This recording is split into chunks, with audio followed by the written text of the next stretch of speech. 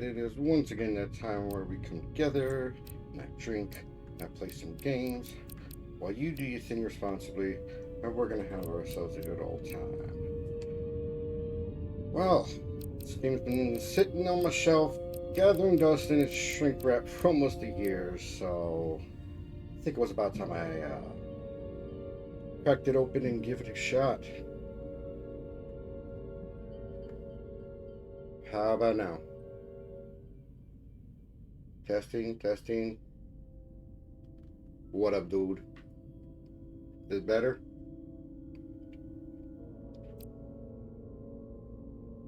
Drop the master volume. The game. Something poignant.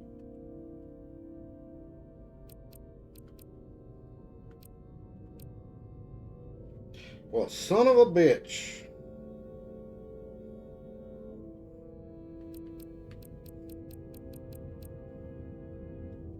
And give me a second. I have not used the Elgato on stream for a while, so might have to lower that volume down some more. Better? Do I need to go lower?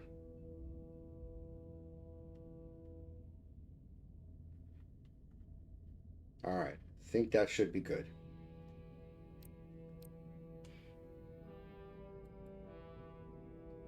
What's almost non-existent? Me or the game? The game? Then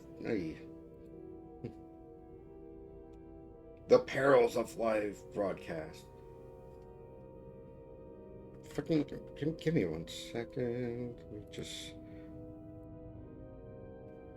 give the old engine a restart.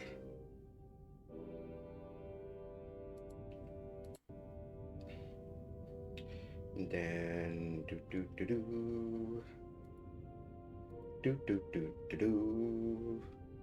I don't know. Sounds good to me.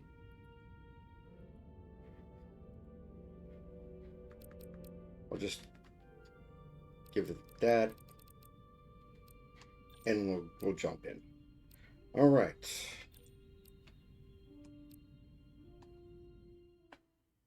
Space, the final frontier. These are the voyages of the USS Drunk Motherfucker.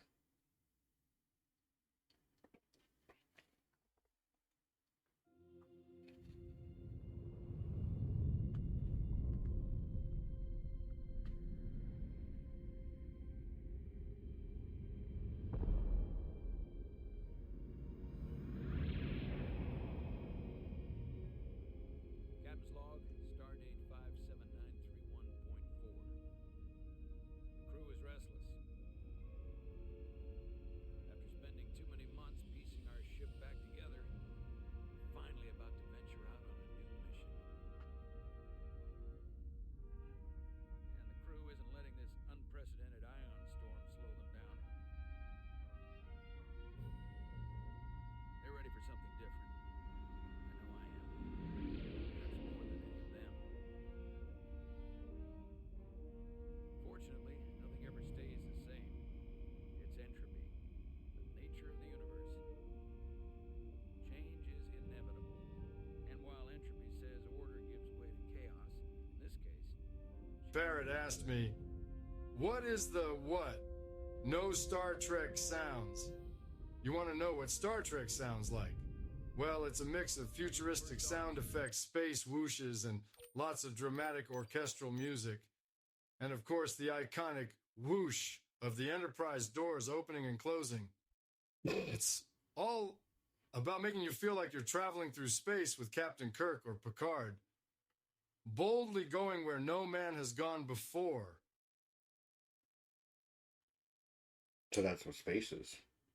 en route to the Resurgence, Jara Rydek. I know she'll bring a welcome dose of new blood to the crew.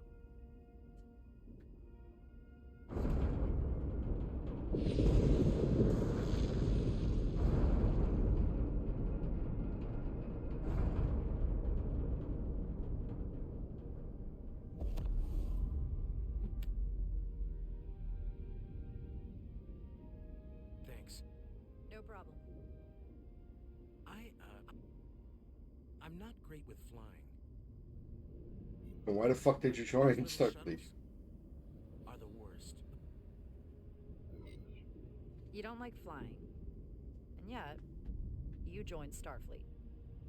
There's a reason I'm not a pilot. You should try it sometime.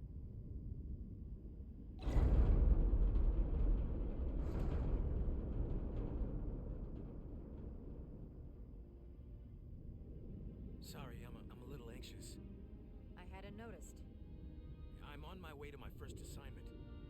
When we get to the starbase, I'm transferring on to the Resolute. Now you're saying there's no flying? What the hell?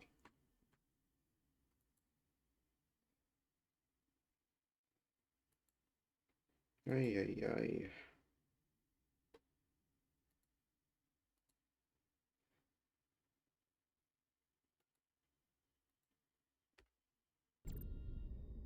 So am I. Ugh. Okay, well, I'm putting it back where it was. It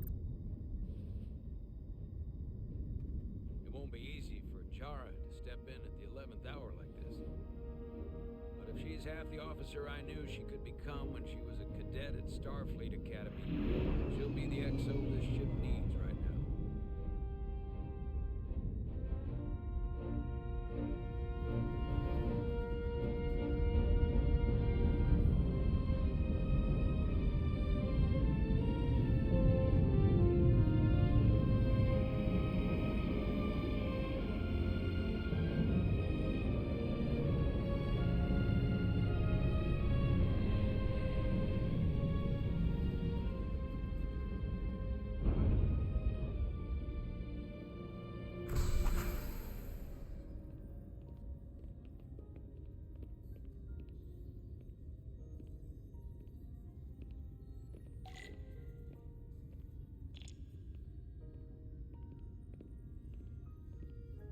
No, I actually get to walk with control. Okay. A starbase on the very edge of Federation space. Long way from home now. Actually, get those sound effects a little bit lower. I think that's what's drowning shit out.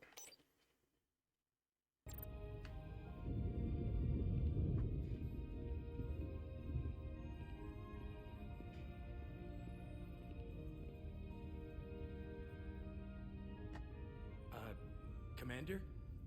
I'm not usually such a nervous wreck, by the way. I actually did well at the Academy. Oh yeah? Maybe you've heard of the Torvalin test? Sounds familiar. It's a tactical simulator that makes the Kobayashi Maru look like a picnic on Pintaris 5. Anyway, I finished in the top 20. Not just in my class. I mean, all time. In the history of the Academy. So, there's that. Really? That's quite impressive. Thank you. It was tough. But you know, I gotta be good set to my him. mind to it, Otherwise, and you it paid know, off. he's gonna fuck up.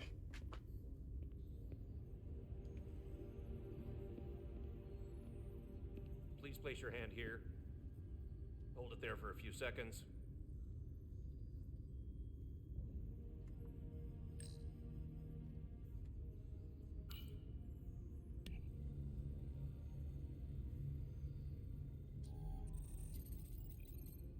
Welcome, Commander Rydek.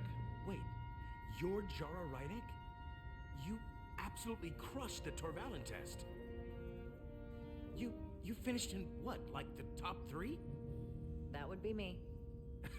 Now I'm really... Eating crow, It's an honor to meet you, Commander. having a slice of humble pie. Sorry, I didn't realize before.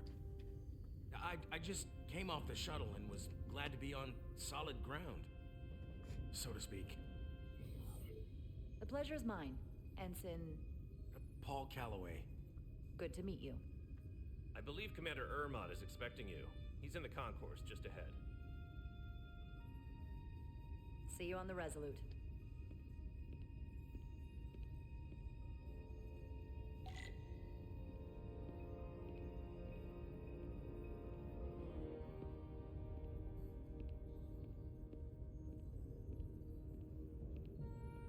Good day, Commander. Know who that is? Don't give a fuck who that is. Ah, okay. So that brings up the things I can interact with. If I remember my briefing, Commander Ermont is a Bolian, so I'm looking for someone with blue skin. And I'm looking to increase the brightness, because Jesus Christ, I can't see shit. There we go. Are you alright? Yeah, I'm just... Well, I'm not sure where my departure dock is. The Resolute's gonna leave without me. Look here. The Resolute is leaving from this dock. Oh, you're right. Nerves must be getting to me.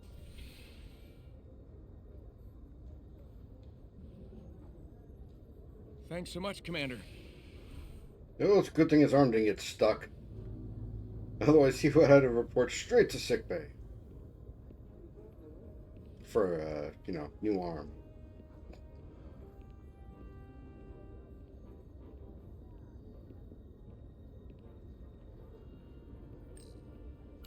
Excuse me. Have you seen a Bolian around here? Yes, sir. Right back there, near the replicator. Ah, there he is. Thank you. Happy to help, Commander.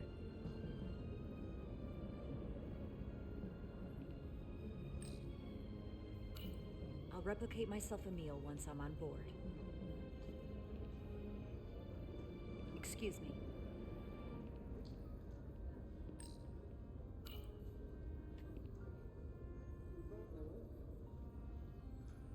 Welcome to the edge of the galaxy, Commander Rydek. I'm Commander Jan Ermont, Operations Officer on the Resolute. Commander? Commander. I hope there wasn't too much trouble getting here. This storm isn't making anything easy for us right now. I know conditions are less than ideal at the moment. It was perfectly fine. No trouble at all. I'm glad to hear it.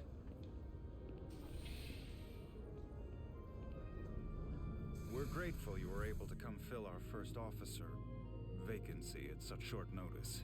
What was with that Everything pause? I've read and everything I've heard, we're lucky you were available to us. What? Coming from a premier starship and all.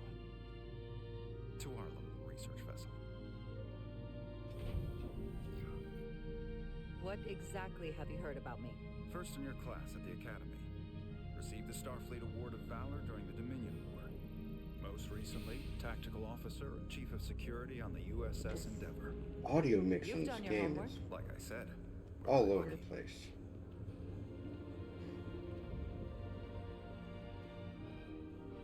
Yeah, okay, let me get back in here and see if... Yeah. Okay. Crank that up. Drop that down. Drop that down. Hopefully we can hear people the talk. USS Resolute. There we go. Much better. She may not look like much compared to the bigger ships, but as far as science vessels go, she can more than hold her own. And she doesn't look so bad considering 6 months ago she was nearly cracked in half, venting plasma, fighting for her life. It was an accident? Equipment malfunction. An accident suggests fault, but no one's to blame. It was a planned test, but the warp core was pushed beyond its limits. It destabilized the dilithium, there was a runaway reaction, and the warp bubble deformed. Oof. We thought we could reach a higher resonant frequency, but it was more than she could handle. Cost us our first officer and 22 of our crew. Damn. At the end of the day, we're all responsible for each other. That's what it means to be a crew. I can't even begin to imagine what that must have been like for you. I'm so sorry for your loss. Thank you. It does weigh heavy. There are some things you can't forget. Did you lose anyone close to you? Too many. And to that I'll just say, you have big shoes to fill. Listen, I realize you've known Captain Solano for quite some time, and I'm sure you're ready to bring your best. But I should warn you that when the captain announced you would be the new first officer, there were those who felt it was a mistake, that he should have promoted from within. so you might want to tread lightly at first. Until they come to value your contributions as much as he does. Trust is earned, and it sounds like I have my work cut out for me. But I plan on winning them over. I don't doubt that. I just figured it was better to know what you're walking into. Of course. Starfleet has assigned us a Sounds like a high-priority shit mission to storm. the Hotari region. I'll let the captain brief you on board. I know he's eager to see you. Will we be mission ready in time? We have If we're every not, we're intention. fucked. The crew has been working around the clock to get the ship ready. There's still so much to do.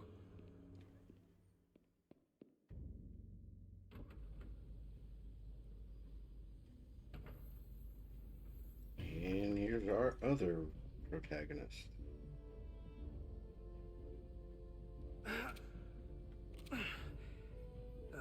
Stuck. I got just the thing. Yep, plasma torch. Also,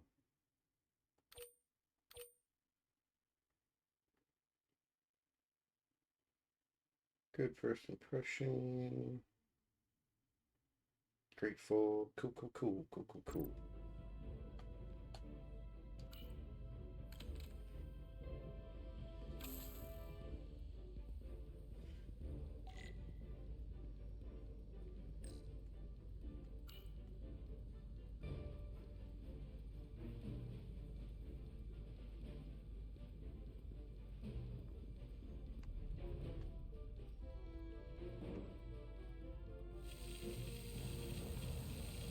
Oh, okay. So that's how that works. To the middle, indeed.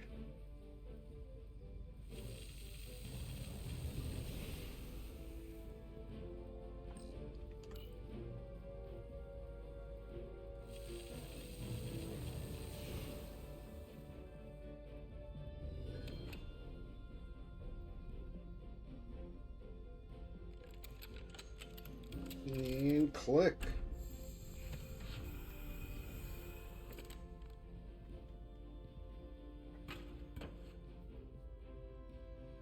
Out with the old, And that... in with the new. is that.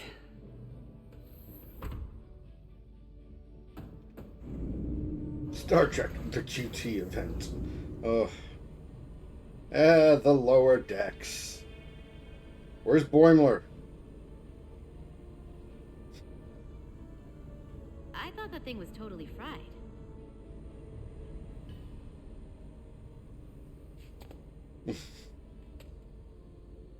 Nice work, Carter. Nothing to it, Neely. And not a moment too soon. The boss wants us down in engineering. Like, now.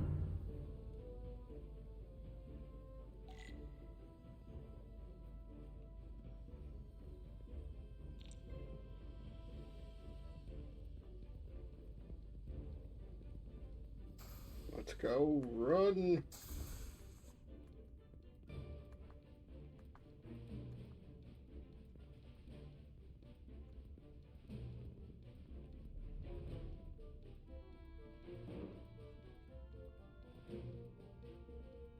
So they only let us run that little bit.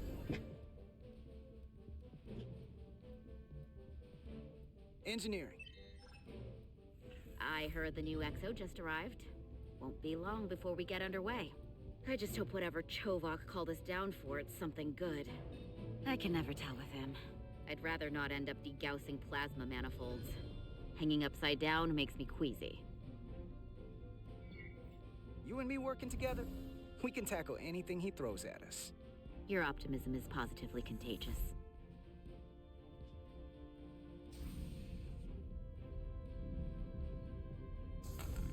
Looks like we got here before... Lieutenant Commander Chovak. We were just looking for you, Commander. Petty Officers Ed Solar, Diaz. I was beginning to think you would be late. We are all hands on deck right now, which means if you are not at your post at the appointed time, I do not have someone to replace you. A point I have been forced to make to Petty Officer Edzelar on repeated occasions. Apologies for the delay, Commander. I do not want your apologies. Simply see to it that it does not happen again. Fucking douche. So, I don't suppose you wanted us down here to check in before we go off duty? Equip yourselves in EV suits to work on the exterior of the hull. I need you to tune the structural integrity field for optimal performance. We're going Subspace outside. Distortions and ionic interference we are experiencing are preventing the proper calibration. But this ship must be ready to depart shortly, despite the storm. The precise nature of these disturbances are not fully understood. But many systems have been affected by the wide band of emissive activity. Whatever it throws at us, we'll be ready. We've got the best chief engineer in the fleet. I am a Vulcan, Mr. Diaz. Flattery is not necessary. All that I require is that you do your job. Right now, that entails critical preparations, because long-range sensors show that these disturbances will be more severe at our destination, the Hotari system. You have your orders. Do not delay. Yes, Commander Roger that. Chovak. All hands on deck. What's that? All hands on deck. That's what Chovak said. You know what that means? It means this ship isn't ready to go out and the brass know it. So they're throwing every warm body at it. And they're going to leave on schedule. Consequences be damned. It all comes down to us, Nilly. We're the ones who will get it ready. I know what we can do. But this isn't just any old refit or any old relaunch. Oh, whoa. Excuse me. Jesus, and some douche. A lot of new faces coming on board. It's gotta be tough coming as a replacement. That's for sure. They seem all right. Something that happened 6 months ago while they were off on another ship? Well, that's nothing to hold against them. Yeah, you're right. I guess getting a little new blood on board doesn't hurt. Hold on. Now there's an old face I didn't expect to see again. Hey, Miranda! You weren't gonna leave without me, were you? Miranda, you're here? We thought you were staying on the Adirondack. Transfer came in at the last minute, so I figured I'd slum it on this bucket of bolts. Looks like you got her back together pretty nicely. I wasn't sure what to expect. I'm gonna take the high road here, pretend you didn't say that, and welcome you aboard. He's a better diplomat than I am. He still owes me a bottle of Saurian brandy. Don't think I forgot. Oh yeah, it's coming back to me now. Maybe Carter can rustle up that bottle and we can give you a proper welcome. As soon as we wrap up this quick little spacewalk.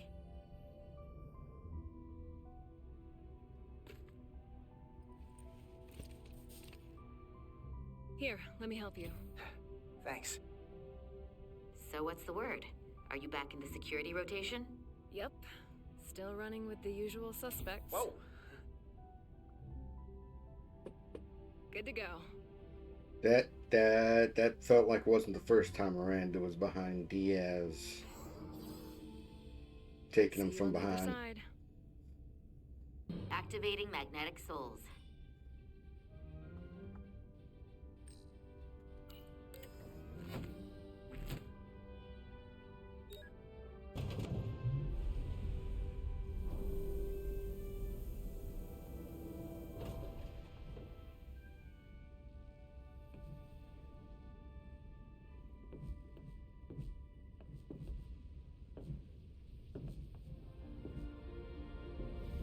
Oh, that's gotta be disorienting. Damn good thing I turned off motion blur. As if Have you we never having gets none of old? that. Let's go.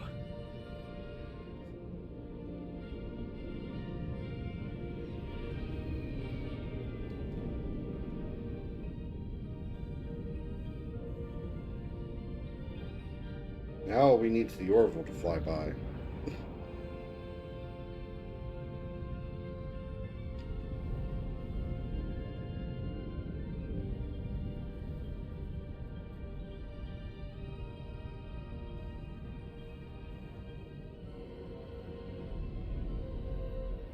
Ah, so that's how we're seamlessly transitioning storylines.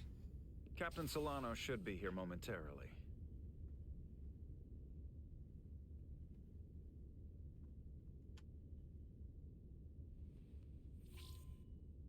You'll have to forgive me, I don't know much about Kobleods. But my understanding is you need a steady supply of duridium to keep your cell structure stabilized, or bad things start to happen. And we have plenty of duridium in sickbay, so there's no risk of running out. Thank you. Feel free to make yourself at home. And help yourself to whatever you like from the replicator. Oh, hell yeah. I want 100 burgers.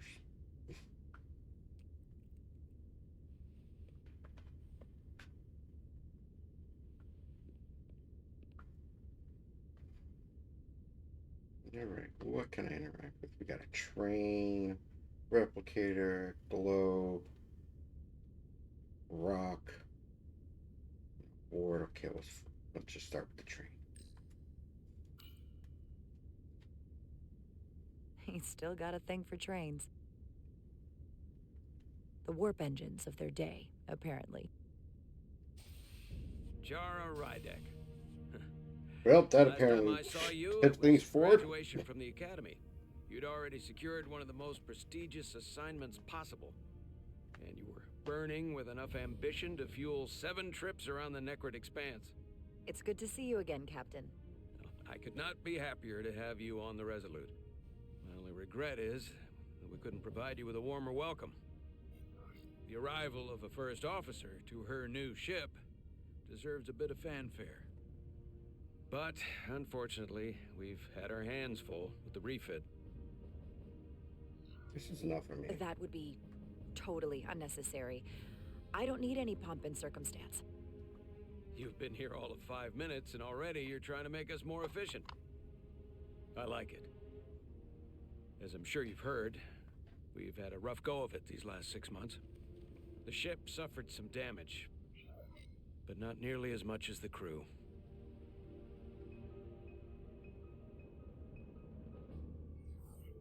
I assume you mean the accident. That's right.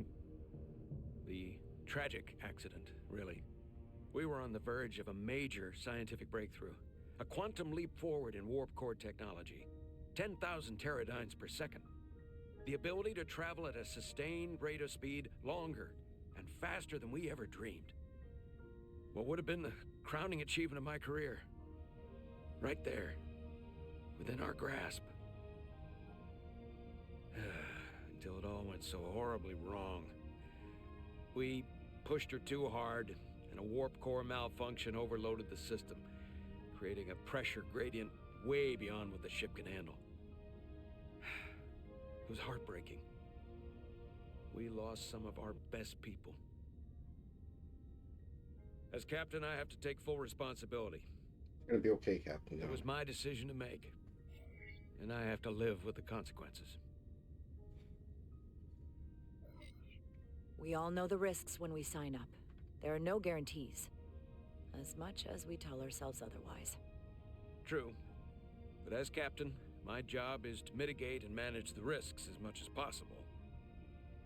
And that's where I failed. In my defense, I will say, I might have avoided the whole ordeal if my senior staff had been willing to trust me. Oh. There was a lot of pushback from my former XO. I think that cost me his confidence. I don't want you to pull any punches. Certainly not on my account.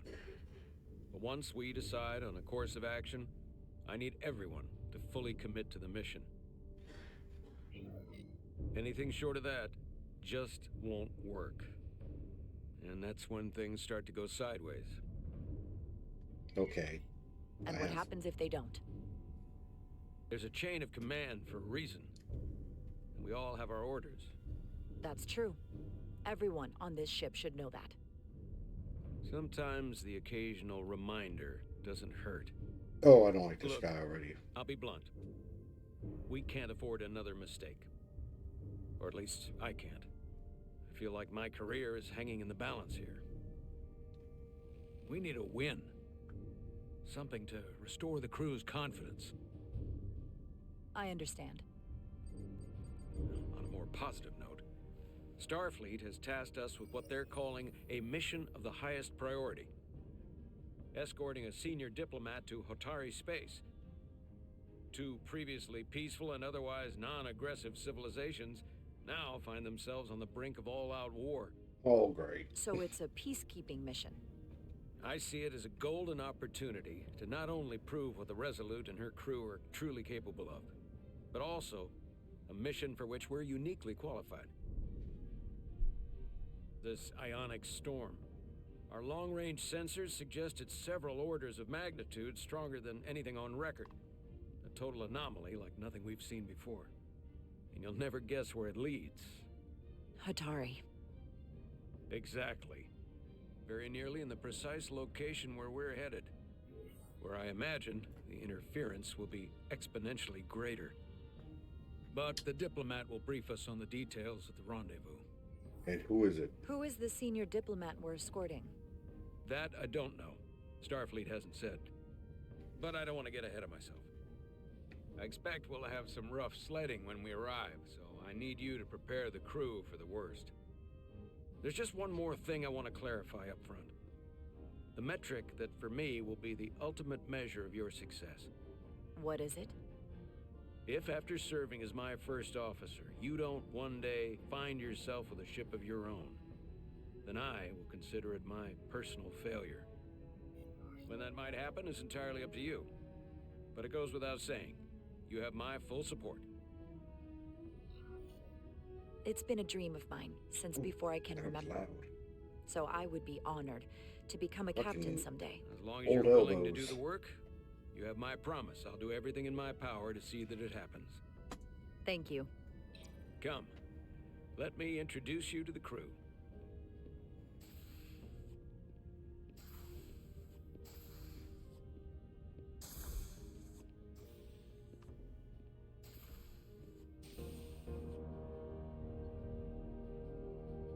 Look at that wood grain paneling.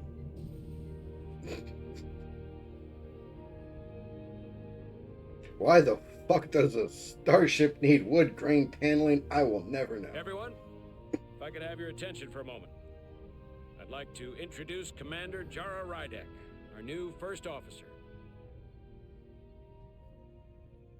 Some quick introductions. This is Lieutenant Handar, our helmsman, one of the best in the business. Bajoran. Well, what he lacks in humility, he more than makes up for in ability. A pleasure to meet you, Commander. Bajoran Tom Likewise. Paris. Next, we have Commander Westbrook, our Chief Science Officer. I've come to rely on his expert counsel on a regular basis. Pleasure. Dude wishes he was Vulcan. Commander Rydek, it is such an honor to meet you. This is our Tactical Officer, Lieutenant Bedrosian, who's been looking forward to meeting you for about as long as I can remember. I've been following your career for quite some time, Lieutenant and I Fangirl. look forward to learning as much as I can from you. If anything, the honor is mine. Well, I have to admit, one of the reasons I've followed your career is because you're part Kobliad, because of what you've overcome. Starfleet stands up for people who can't defend themselves, and you were one of those people once. But since then, you've done so much to protect others who need it. I really admire that. So, you've been something of an inspiration to me. Not that I've done anything close to what you've done, but you definitely set a standard to strive for. You really do know a thing or two about me. I'm glad I could inspire you, but it's important to chart your own path. Thanks. You can count on it. And then, of course, you've already met Commander Ermont. Please, do everything you can to make Commander Rydek feel at home here. I'll be on the starbase. I have an urgent meeting with the starbase commander to get our authorization to get underway. If they drag their feet any longer, we won't make our rendezvous. The bridge is yours. Alright. Shields up. Fucking load all phasers and photon torpedoes. We're blowing up the station. Game over. Oh. Who did today? Got a little ahead of myself there. Commander, Chief Engineer Chovak needs to lower the structural integrity field. He's sent a crew out to recalibrate the emitters in response to the danger posed I need by to the remember storm. to fucking hit L2 and look around. We just need your go-ahead.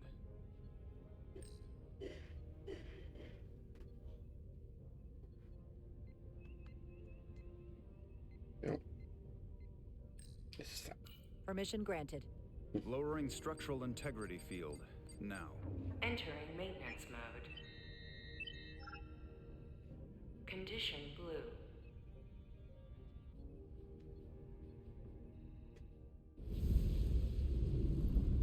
The storm is getting worse. Looks like they turned off the SIF. Great. Let's get to that emitter.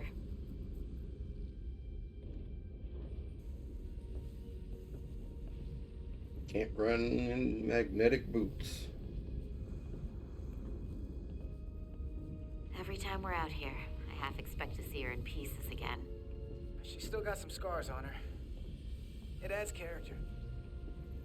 When I joined Starfleet, all I wanted was a ride out of town. But this isn't exactly how I pictured it. On the outside of the ship? No. Sometimes it feels like we're just part of the machinery. Don't you want more than that? I mean, Starfleet is noble and all, but it's still a machine. A massive, massive machine. Yeah, of course I do. Starfleet's an open door. We just have to walk through it. You wanted to get away. I enlisted because I didn't want to wait years just to get out and see the galaxy. I wanted to go somewhere. See new worlds. Look up at a sky no one's ever seen before. Just because I'm cranking a hyperspanner up in a Jeffries tube today doesn't mean that's all I'll ever be.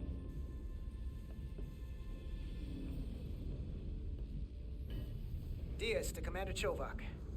We are at the SIF emitter. Acknowledged. You may proceed with the recalibration.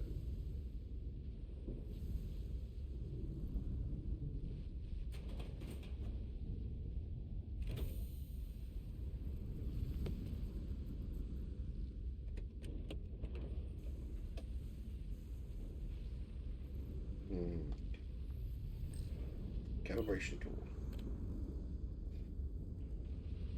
Although honestly, that looks more like a paddle.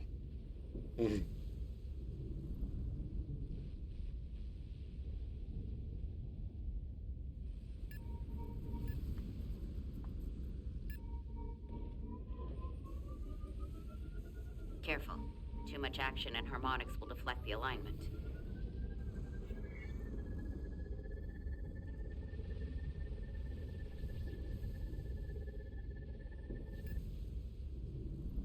There we go. Looks good. That wasn't so hard.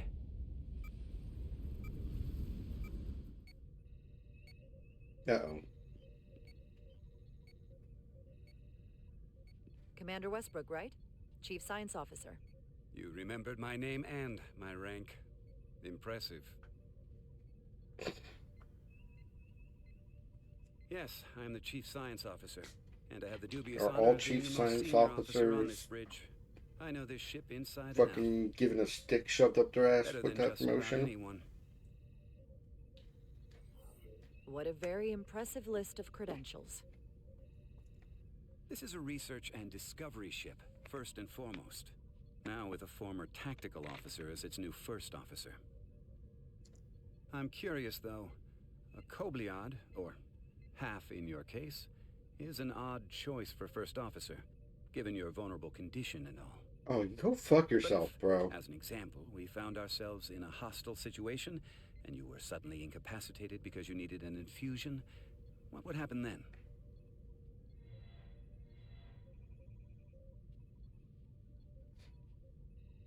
You'd leave Captain Solano without an XO. Granted, that would be a worst-case scenario, but not outside the realm of possibility. That's very kind of you to be concerned about my well-being. But you don't need to trouble yourself on my account. I'll be fine. Well, I wouldn't say I was concerned. Just curious, that's all. Fuck that guy. I'm gonna punch him. Can I be blunt, Commander? I see no reason to stop now. Commander Sutherland, your predecessor, was one of the best first officers in all of Starfleet. His record was impeccable and his reputation was without equal. I mean no disrespect, but the shoes you're stepping into are almost impossible to fill. Give me R2 to punch. He was loved by the crew.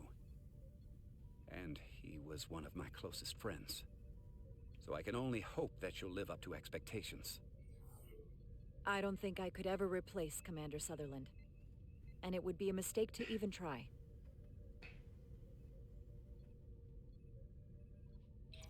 Seeing as Captain Solano is on the starbase, let me give you an update on this ion storm we're flying into. I'm gonna punch this dude so fucking hard. Unlike anything I've ever seen. Give me the goddamn opportunity. I can't tell you if the Resolute will shrug it off or if we're putting ourselves at risk.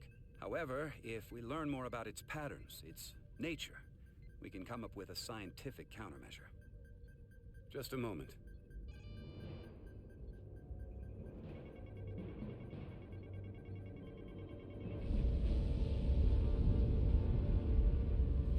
Uh-oh. We've got a massive energy wave inbound. On screen. Oh shit, it's the Nexus. Wait, wrong Star Trek Tracing movie. its trajectory. Starbase docking clamps are holding. The storm's emissions are fluctuating, coming in waves. And if my projections are right, we're about to get hit by a wide-band burst of ionic energy. Like a tsunami. I'm reading power abnormalities all over the ship. Estimated time to impact, 2 minutes. Red alert. Aye.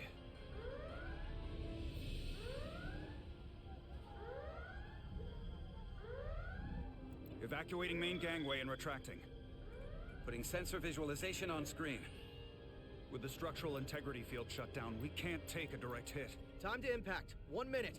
Shield systems are severely impacted. We have limited protection. I need every available solution. What are our options? We can weaken the impact of the storm with a deflector pulse. There's a better way. I'm sending all auxiliary power to the deflector dish. Send the aux power to the shields. We can't reactivate the entire shield bubble, but it's a directional threat. So we can orient all we have towards the wave. You have to believe me. We only get one shot at this. We can't afford to get it wrong.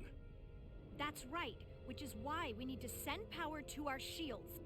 Shields up. Bedrosian, get those shields up. Rerouting power to shields. Stand by.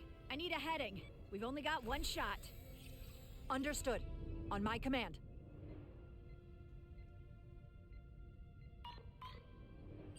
Heading locked. Raise shields.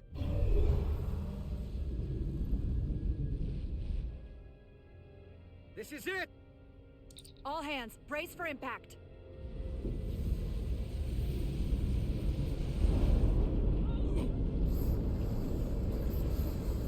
Whoa!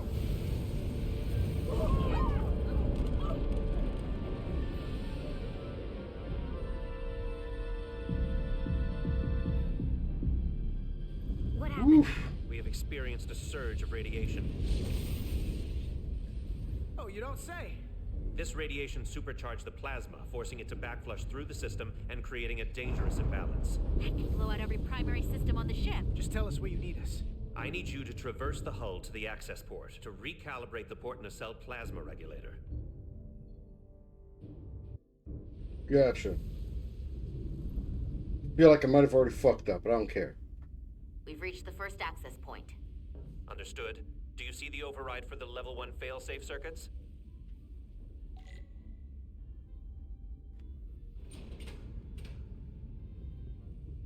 Affirmative. Engage the override. It should allow us to stop the EPS flow to the warp engine without triggering an automatic core shutdown.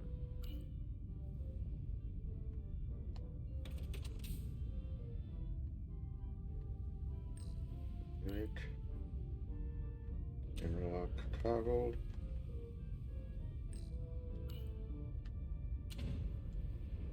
Failsafe override engaged.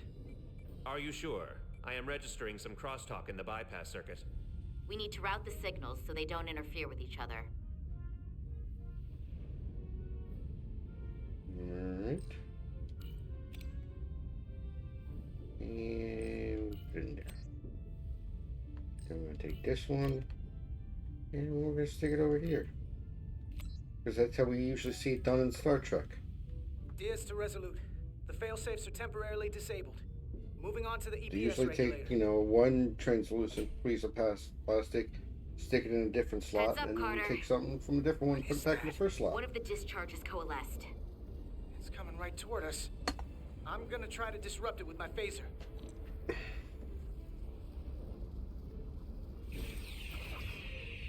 Get fucked.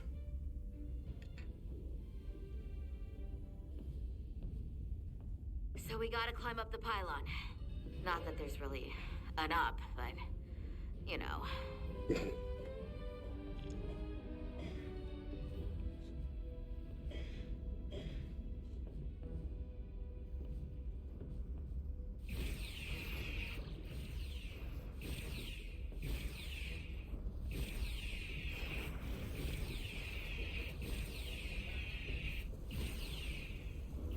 Oh, Jesus. That's one right next to me.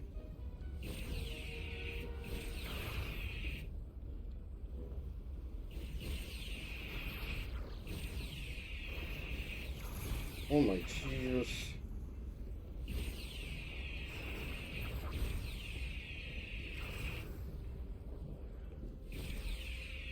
Maybe I shouldn't have gone shields up.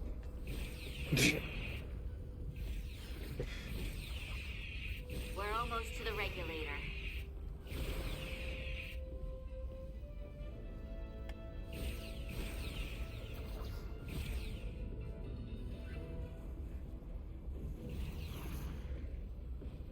Alright.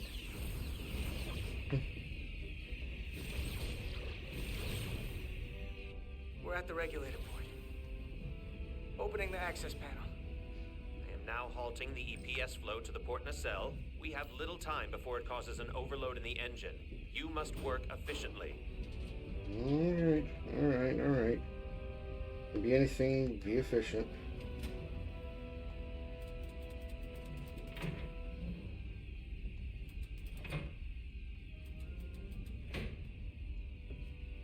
EPS manifold adjusters reset to neutral.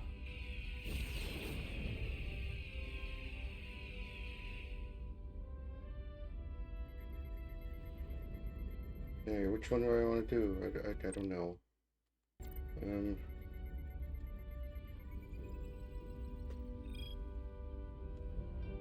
The EPS lines to the port warp engine are back in balance.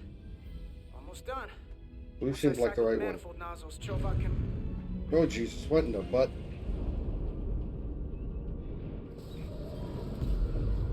Uh-oh. Oh shit. We lost the docking clamp.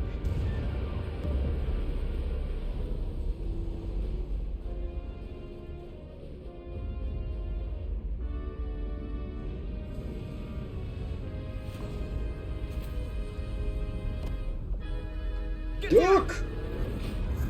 Diaz to bridge. We just lost the docking clamp. We've got a lot of debris coming down. Hull vibrations, too. We can't finish the EPS regulation in these conditions. Please advise. We have to release the ship from that other docking clamp or the hull will be ripped apart. There's a problem. The clamps are supposed to disengage automatically in an emergency, but it's not working. Not working. What are our options? The docking clamps are fitted with exploding bolts for an emergency release. We've got crew out there. That'd be like setting off a bomb next to them. Maybe there's another way. Starbase is hailing us. Put him through. Resolute, the remaining mooring arm is failing. You need to disengage from the starbase now. The damage to the station will be catastrophic. We have crew outside and are looking for the We have safest people way to... on this station. If that mooring arm breaks, we could lose dozens of crew. Commander, hear me out. Reverse the polarity of the hull, which theoretically will repel the docking clamps. And Oh, of repel course. the engineering crew right off the hull into the storm. This is Captain Solano. Put me on screen. Go ahead. Of course, reverse the Captain, polarity. We have a situation. Commander, what are you Didn't doing? take that All long the for bolts on the docking fucking clamp. The captain doesn't know the whole story. reverse the polarity. I'm giving you an order. Jara? Captain, you brought me here because you trusted me. Can you trust me now? You better be sure you make the right decision. The captain made himself quite clear. They're gonna get hammered with debris out there. Reverse the polarity. There is protocol. And there are lives. What is the holdup? Starbase, stand by. We're gonna flip hull polarity to disengage the clamps. Yes, Commander. Eat a dick, Captain Solano. I swear to fucking God. Crew, this is Acting Captain Jara Rydek. Be advised, we are going to reverse hull polarity to free us from the remaining docking clamp. Tether yourself and deactivate your boots on my mark. Hey, we have a phaser being glitched. That's great. 8, 7, 6, 5, 4, 3, 2, 1. Mark! Boop. Ah!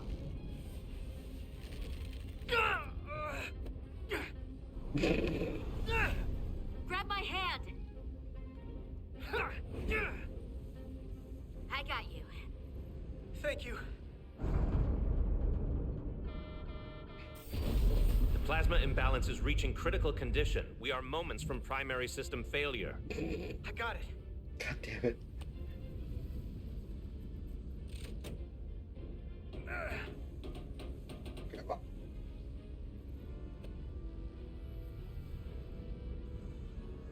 Come on, Carter.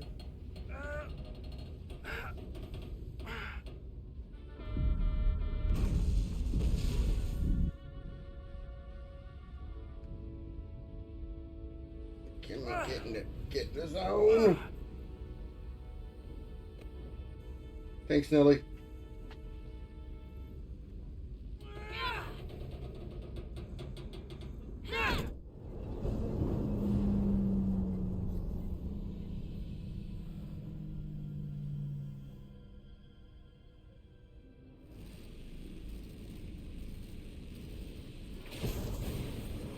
Look out!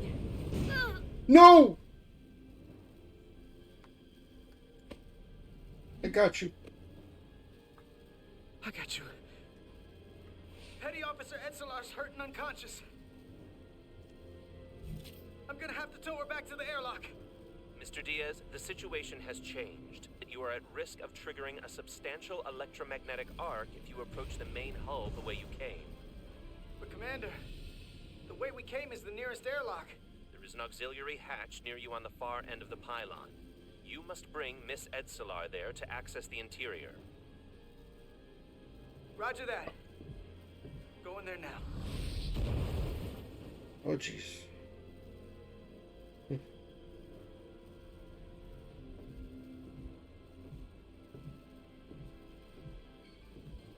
Can I have my phaser out too so I can blast any debris? No? Yeah, that would be too convenient, game.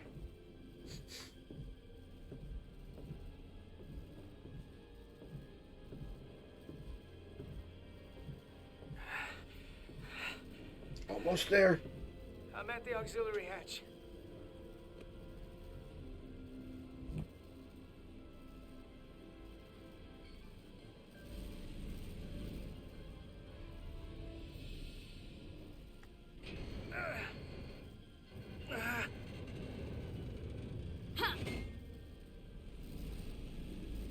You go first.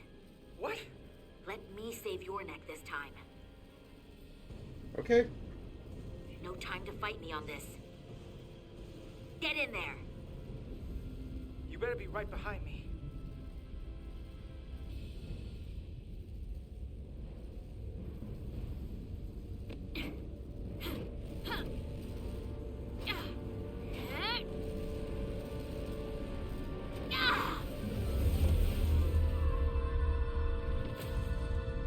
No!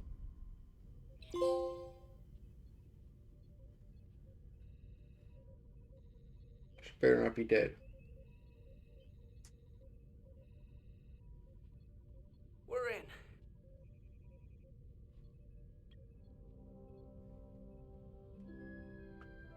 They're safe, bringing the SIF fully online.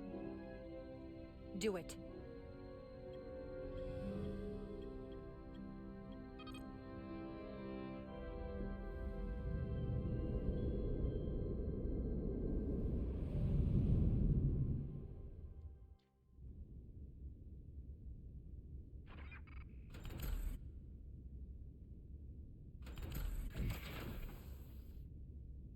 Carter! I'm okay. I'm okay. But that's a lot. Here, let me help you.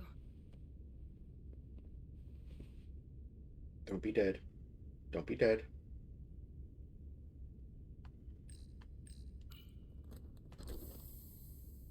Oh, it's okay. Medical. We've got one wounded at my location. Millie. Oh, man.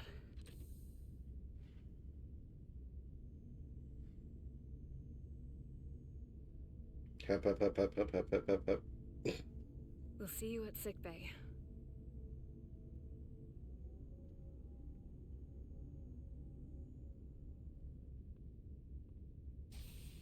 Status report.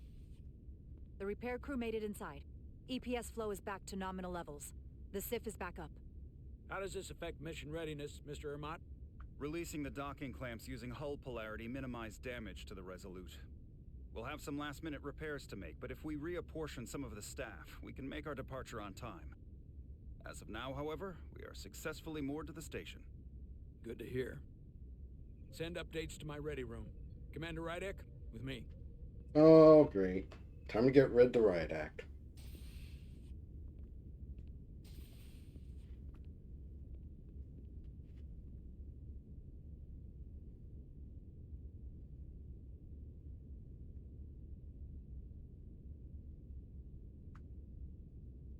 You disobeyed my orders. Well? Respectfully, Captain, I made the right choice given the information I had. You disobeyed my orders! And not just in front of the bridge crew, but the Starbase staff as well. That's going to get around. My name's already tarnished around the fleet. But what is it going to do to my credibility on this ship? From the top to the bottom. Bridge to lower decks. Maybe I shouldn't have disobeyed a direct order, but you were wrong. You weren't on board, and you didn't have all the information. So I made the right decision for the ship. If you're worried about your credibility, put your ego aside and trust your crew. That's fucking Trust right. me. You might have won some fans on the bridge with that stunt, but not everyone. Lieutenant Commander Chovak has already bent my ear. I'm sure he doesn't take it personally. He'll get over it in time. Mr. Chovak is more complicated than he would want to admit. I guess we all are. And, if I'm being honest, I'm not sure what I would have done in the moment either. You never really know if you weren't in those shoes. So, let's just boil it down to, you did what you had to. That'll have to be good enough for me. Thank you for understanding, sir. I'm sure no one knows the burden of command as well as you do. I'm sure you will, someday. Is he foreshadowing he's gonna Despite it die? all, we Because got I'm okay final with that. Starfleet clearance to depart.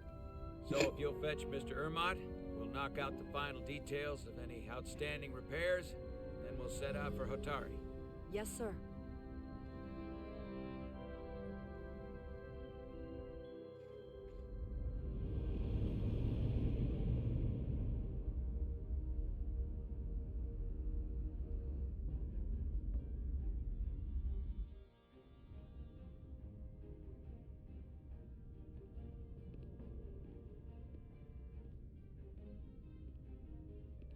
All departments reporting full mission readiness.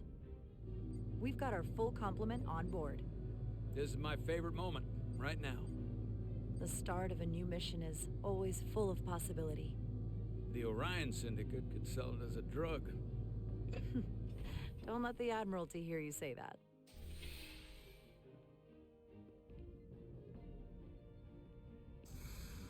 Captain on the bridge. Sit. Sit, everyone. You all know, I'm not big on speeches. We're embarking on the first mission since our refit. Let's make it a good one. Disengage docking clamps.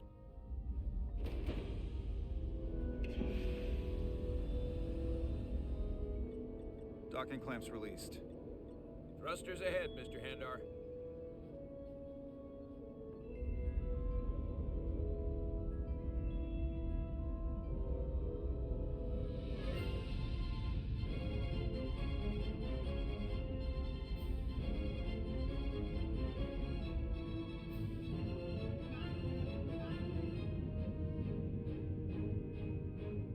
Those benches look uncomfortable.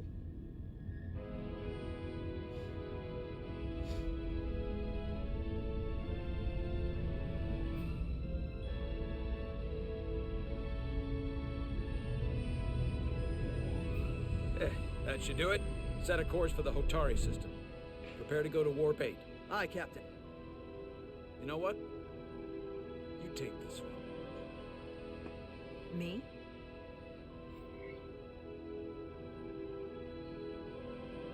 There's only one thing to say. Engage.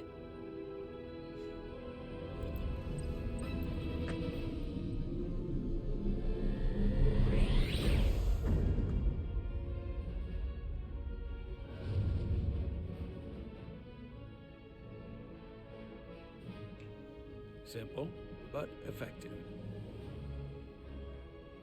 I mean...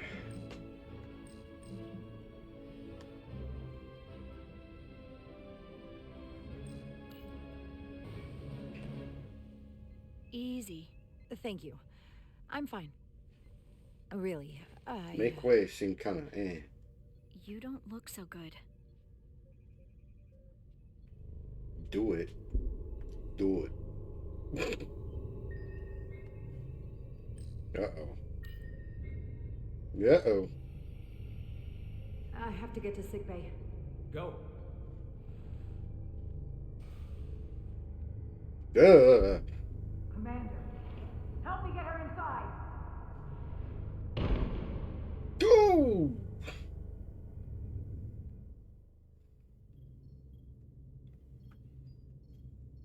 Can we get just like a Duridium inhaler or a hypo spray? You got me chat. Oh, okay. Confusion.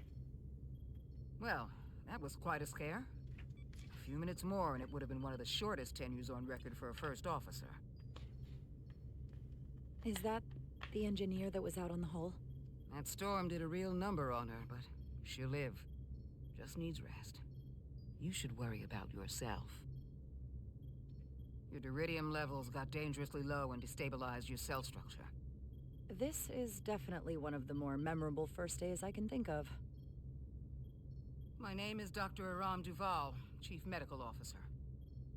To be honest, I've never met a Kobliad before. You're... rare. I know. I was going to say special. Your people's numbers have dwindled, despite the Federation's efforts to find a more readily available alternative to the Duridium you need to survive. Yet you joined Starfleet and managed to thrive. I imagine the responsibility must be overwhelming. Maybe even a burden at times. It does make me unique, but it's not a burden at all. I'm honored to be Kobliad, to represent my people. As you should be. And don't worry, I won't treat you like a science experiment. I just do the science and leave the experiments to Solano. You don't agree with his methods? I don't agree with his definition of acceptable risks. Not when the lives of your crew are at stake. My professional opinion is that the accident took a toll. More than he's willing to admit. He's overstressed, operating in the pressure cooker of his own mind. Which is never a good headspace when the lives of your crew are at stake. What concerns me is that now he's even further away from the thing he's been chasing his entire career. The breakthrough discovery. The major innovation. Something he can put his name on. But the more the time passes and the further out of reach it gets, the more risk he'll be willing to take. People become blinded by their own ambition. seen it happen before. I hear you. But that's my job, isn't it? To make sure that doesn't happen. And we don't lose sight of the bigger picture. Which is exactly why I'm so glad you're here. We need you now more than ever. And I have to give you credit. Sounds like a mutiny at some point. It took guts to defy a direct order. Huh. I guess word travels fast around here. It's a small ship, and everyone's curious about the new XO. Fortunately, your cell structure's almost completely stabilized. And I'll spare us both the lecture, but I do feel it's my responsibility to remind you, without regular infusions of duridium, you will not live. It's as simple as that. Understood. And my work here is done.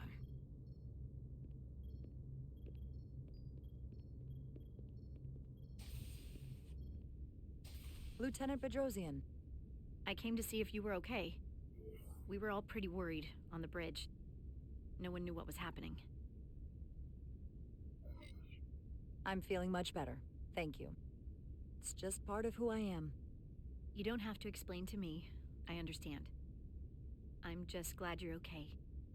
You trusted me earlier with the shields, and I appreciated that.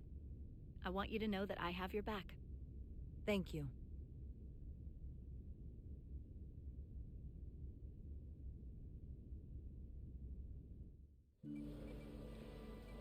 And back to Diaz.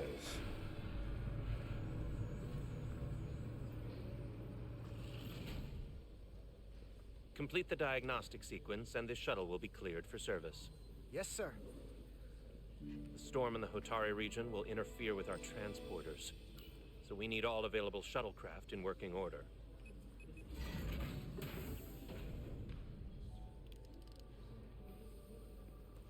Excuse me, Commander Chovak. Petty Officer Maris, I will leave you to your work.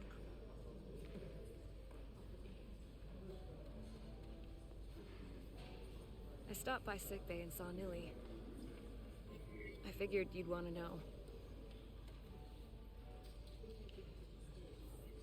Did she say anything about... Is she mad at me for going in the hatch first? She had some choice words.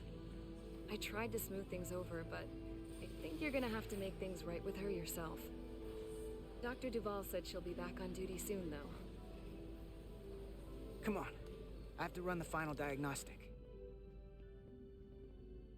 She said for me to go in first. I can't stay long.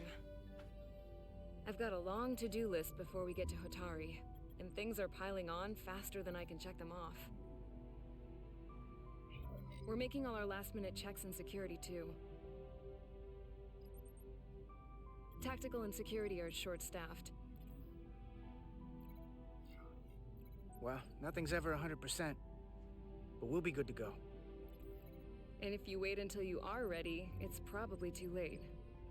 Which is why I didn't want to wait for just the right time. Oh? I had a chance to think about this while I was away. Then you and Nilly almost got killed out on the hull. And I thought it was important that I just come out and tell you. Instead of tiptoeing around it. Or worse. Now, this is just a guess, but you like me. Is that what this is?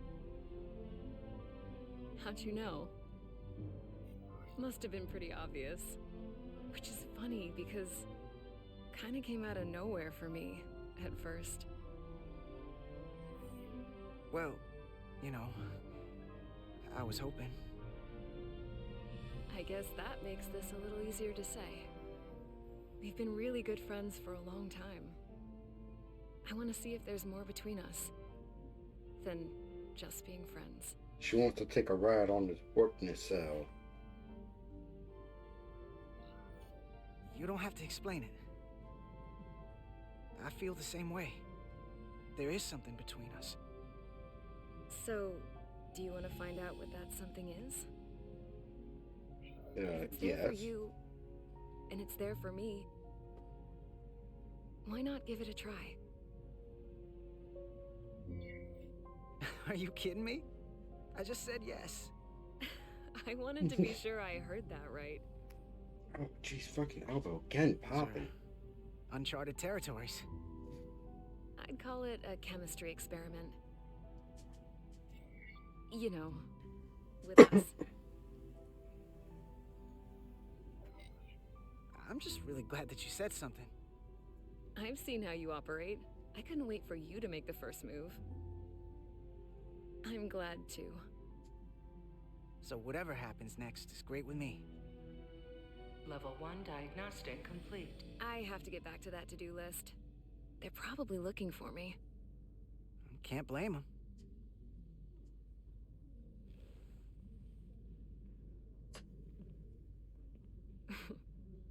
I'll be seeing you. Yeah, you will.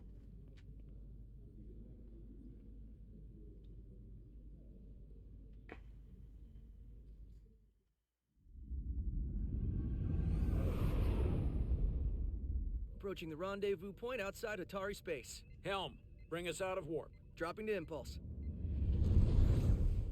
Go. Ionic interference surging, Captain.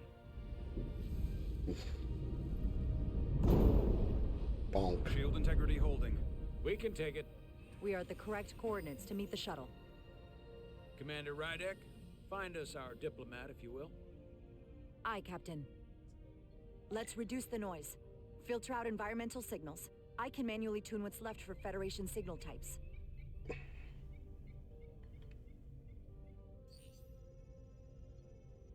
I've located the shuttle. Opening comms. On screen. Uh-oh. Shuttle to Resolute. Shuttle to Resolute. Debris field. Lost maneuvering. Losing. Can't get it any clearer. We won't get a transporter lock. It's just not happening. Power Tractor up the beam. tractor beam. We'll pull them directly into the docking bay.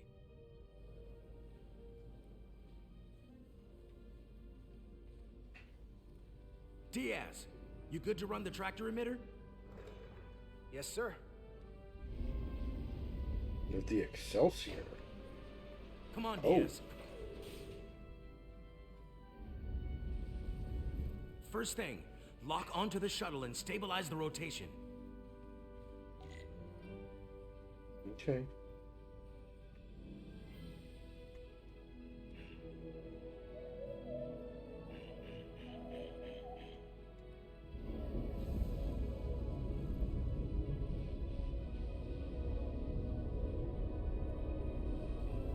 We're pulling in debris. I'm on it.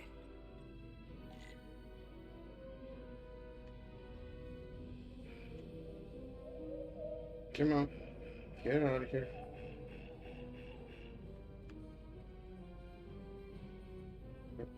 Come on, let me walk on to find them.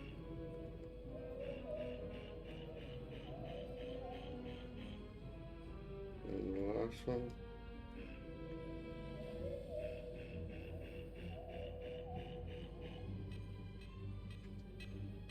There we go. What are the chances that the crew will get laid in space? That's gonna take out the shuttle. Well, Diaz, the bridge. There's a large piece of debris headed for the shuttle. The tractor beam can't handle it. Can our shields take it? Farrett asked me, what are the chances that the crew will get laid in space? I have no idea, buddy. All I know is that they're probably too busy exploring galaxies and avoiding black holes to worry about any of that. Keep the focus on the adventure like scoring a hat trick in hockey, eh? fuck you, Shorzy. Commander Rydek, plot an intercept course. On it.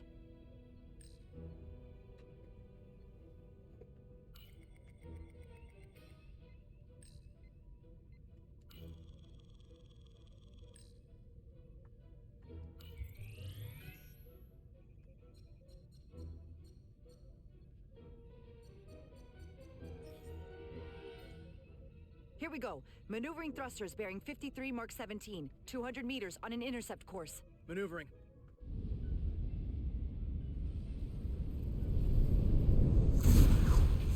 Got it. Fucking check that asteroid. Whoa. Someone's working hard on the bridge.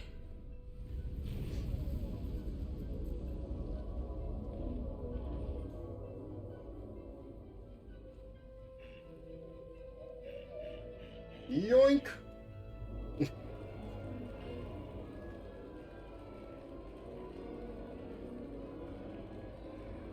Dang it, I think you asked the wrong person. What are the chances that the crew will get laid in space?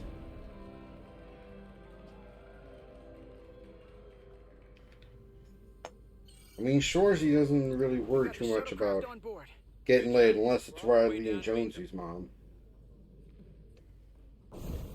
But even then, they're just throwing themselves at him.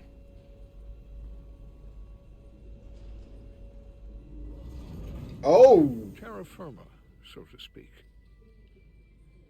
Ambassador Spock.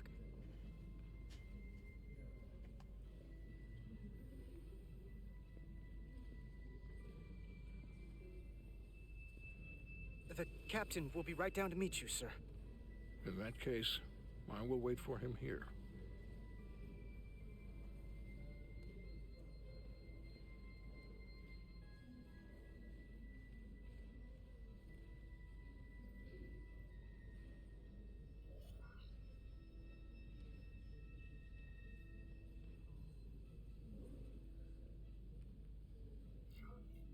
Apologies for the landing, Ambassador. I was operating the tractor beam, sir. I take responsibility. Our arrival was the smoothest part of our journey. Your artistry with a tractor beam is commendable. We thought we were prepared for our arrival in Hotari space, but it is evident my craft was not sufficiently robust for such intense ionic activity. The storm has been pretty intense. There was an element that was most unusual. Before you came to our aid, our maneuvering thrusters and impulse engines were rendered inoperable.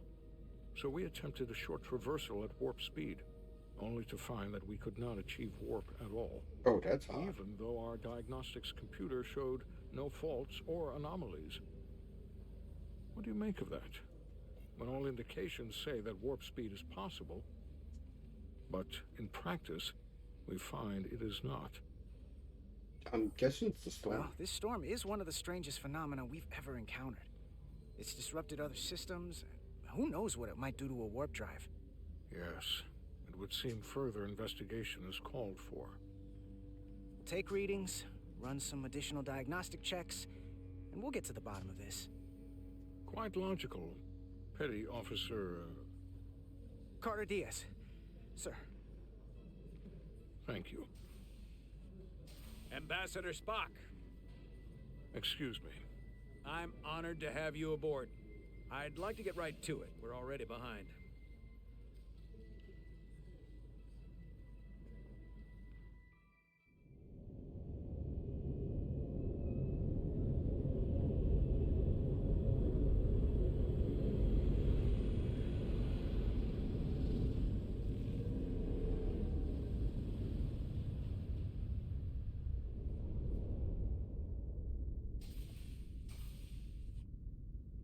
Ambassador Spock, my senior staff.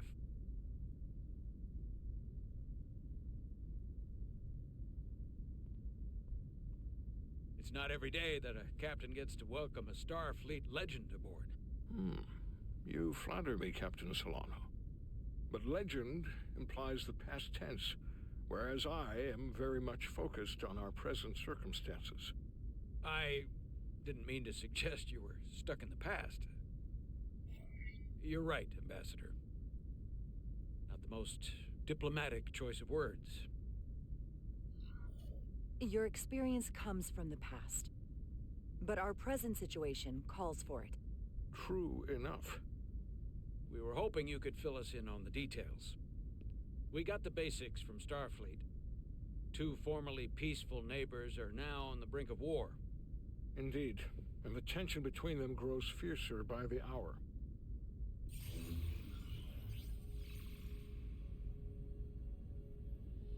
Lydia and Hotari.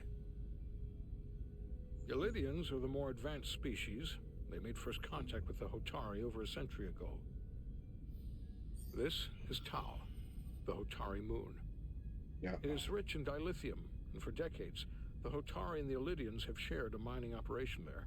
The Illydians provide the technological resources, while the Hotari have served as the labor force. The stability of that arrangement was the source of their peace, until recently. The Hotari have suddenly and forcefully seized control of the mining operations and expelled the Illidians from their system. That is the official story, as told by the Hotari when they requested Federation mediation. But the details remain scant. Communications between all parties have been limited by the ionic interference. Have the Illidians retaliated against the Hotari? Or taken any action against them? Surprisingly, they have not yet responded in kind. They were open to a Federation presence, but it is unlikely the relatively primitive Hotari forces would stand a chance against the Illidian fleet in open war. Left unchecked, this conflict will result in more bloodshed, which is what we are here to prevent. And the dilithium trade hangs in the balance. God damn it, The Solano. Hotari have been exploited in this relationship. I don't Maybe like we him. can persuade them peace is the more profitable alternative for everyone. They both profited from the mines. And for the Hotari, something is better than nothing. Peace is our objective, after all. That is correct. We can call it profitable or mutually beneficial, but at the end of the day, the Hotari are still being exploited for their own resources. True peace is not merely the absence of war. And as such, this conflict will surely come again. Neither the Illidians or the Hotari are members of the Federation, so we can't make them do anything. There is an additional complicating factor I should mention. Oh, great. In the past, the Federation has relied on the Illidians as a source of dilithium. That certainly changes things. The Federation sources its dilithium from a lot of places. Yeah, and this is one of them.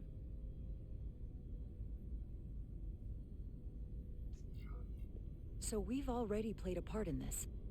Unfortunately, that is indeed the case, Commander Rydek. We're morally obligated to make this right. Hold on. Our only obligation is to negotiate the peaceful resolution of this conflict. Given the Federation's involvement in the Illidium dilithium trade, Captain Solano and I must make every effort to appear neutral in these negotiations. What worries me is if this whole thing unravels, and we're at the mercy of the storm at less than full strength. We can't let it come to that. Considering what the ion storm has done to our ship, and the Ambassador's shuttle, we have to assume the Illidian fleet has had problems with it as well. This recent surge in the energy disturbance temporarily levels the playing field. Commander Westbrook is correct. The energy anomalies around the Hotari systems have been noted in the past. But they have never been observed on the orders of magnitude we have seen in recent weeks. If it's keeping the two sides talking instead of shooting at each other, that actually helps us negotiate a peace. And we'll take advantage of that as long as it works in our favor. And when it doesn't? All the more reason to learn as much about it as we can while we are here. We do not want to be caught unprepared, should the energy anomaly continue to fluctuate. So I trust we understand our circumstances. We're operating on a strict timetable here, and we're going to be leaving for the negotiations shortly. Commander Westbrook, I want you to leverage our systems to investigate the anomaly from here while we're gone. Aye, Captain. Thank you all. Dismissed. I want to speak to both of you privately.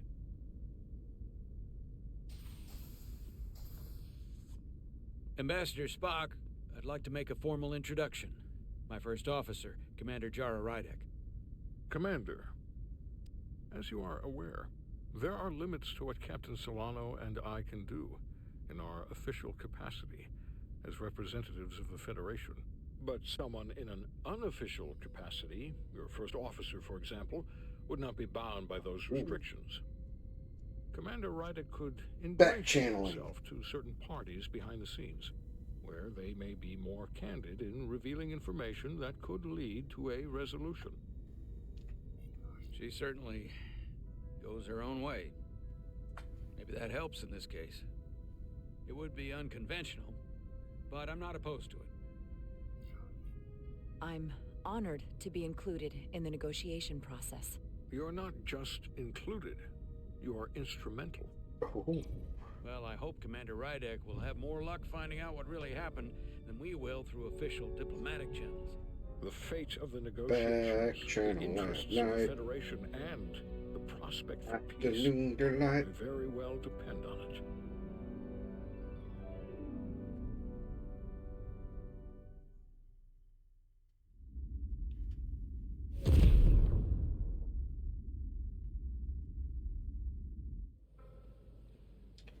Well, we definitely have our work cut out for us at the table. Mr. Diaz, I understand you have already discussed the warp drive failure with Ambassador Spock? I have. It is imperative that the Ambassador's shuttle be flight ready. I need you both to ascertain the root cause of the system failures he encountered. I'm surprised, Commander. I thought you would have wanted to work on Ambassador Spock's shuttle yourself. I respect the Ambassador and his many accomplishments, but I do not derive any satisfaction from interacting with his shuttle as if it were somehow transubstantiated through its association with him. Especially when I have the entirety of this starship to concern myself with. I am not the chief engineer of this shuttlecraft. When you look at it logically, yes, it is just a shuttle. No different than any of the others. There is plenty that is different about it, and that is what you are to investigate. But please limit your findings to observable scientific phenomena. We'll try to restrain ourselves. Then I will leave you to it. Make note of any abnormalities in your report. Carry on. I want to punch him in the face. One nice thing about Vulcans, Chovak is the only person who didn't look at this and treat me like I was something to pity. Doc says I should get used to it. Doesn't mean I want to be reminded of it every minute of the day. Hey, you won't get pity from me. I think it makes you look tough. As tough as you really are, that is. And that makes you sound pretty smart. I might need you to save me from myself next time, though. Come on. Let's get to the bottom of this.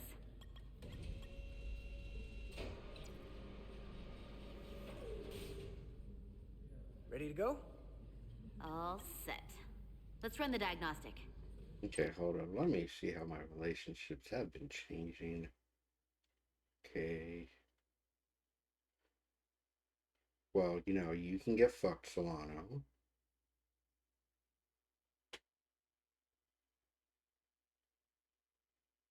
Alright, we'll go with Petrosian. We'll go with Spock. Westbrook. Yeah, okay. It's coming around. Vermont.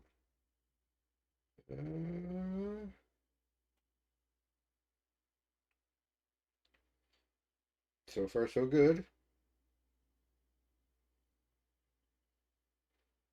Yeah, Chovak can eat a dick. Oh, shit, with the raid. Raid right in the middle of the ad break, so I don't know if everybody is still stuck in an ad break or not. Clap once if you can hear me, Raiders of the Lost Ark.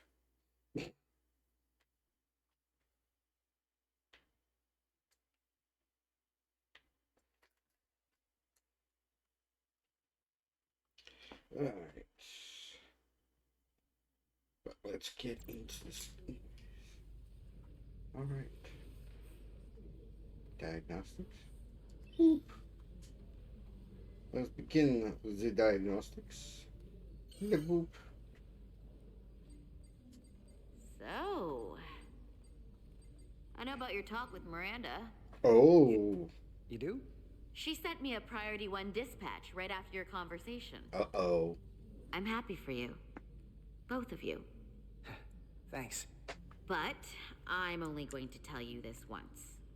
Don't screw this up. Because I would be very unhappy if you tried this out and then, I don't know, 6 weeks or 6 days later, I have to start splitting holidays between the two of you.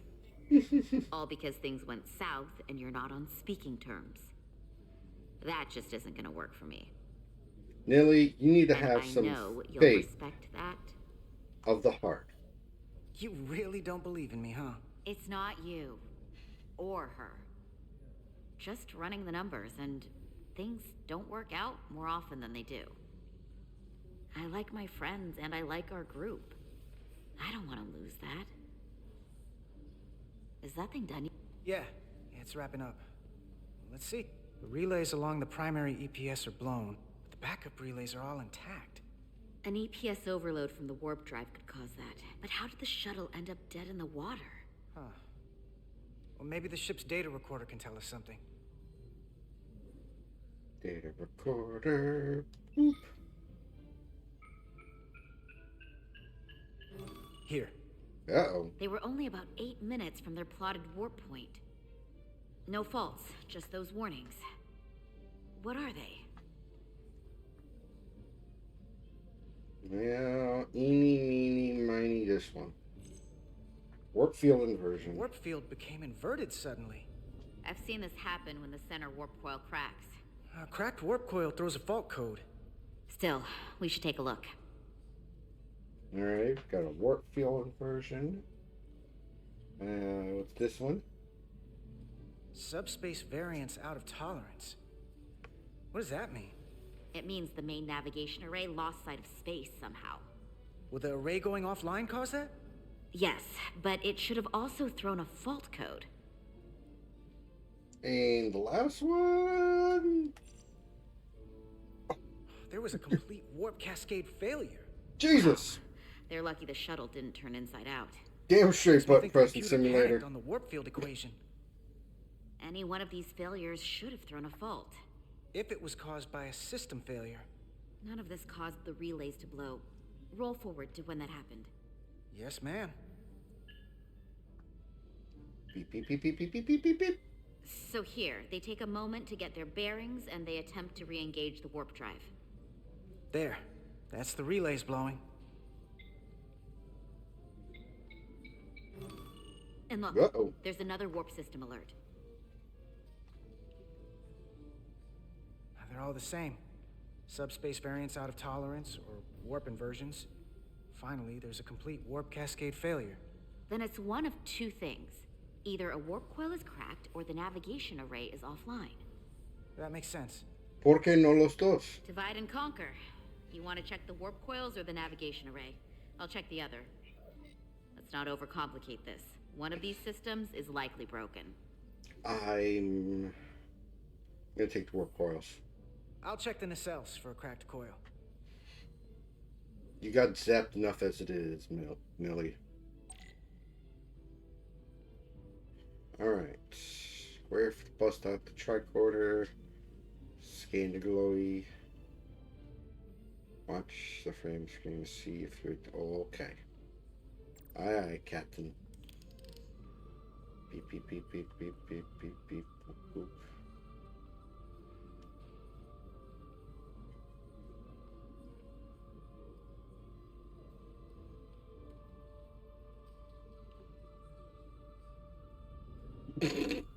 Had to scan her for an anomaly. Beep, beep, beep, beep, beep, beep, beep, beep, beep.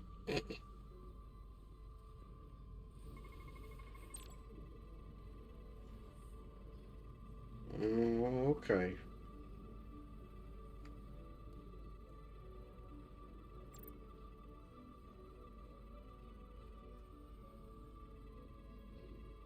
To check for safety reasons, indeed.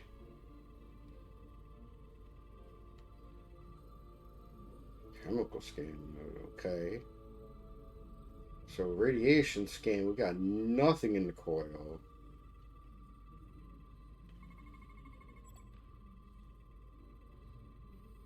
Okay. Chemical scan.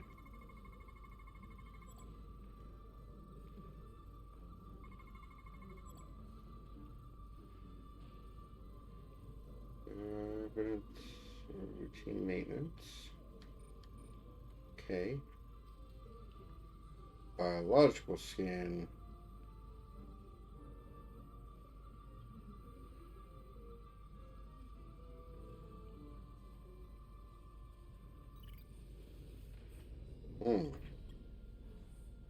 checked every coil on the port nacelle for imbalances.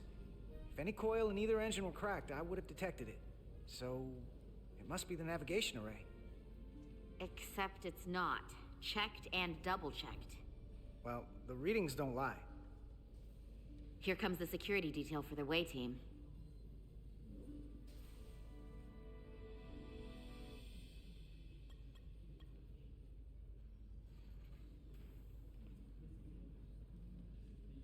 Hey. I'm not here. Oh, Nilly. We're escorting the negotiating team to the surface as soon as they come down from the bridge.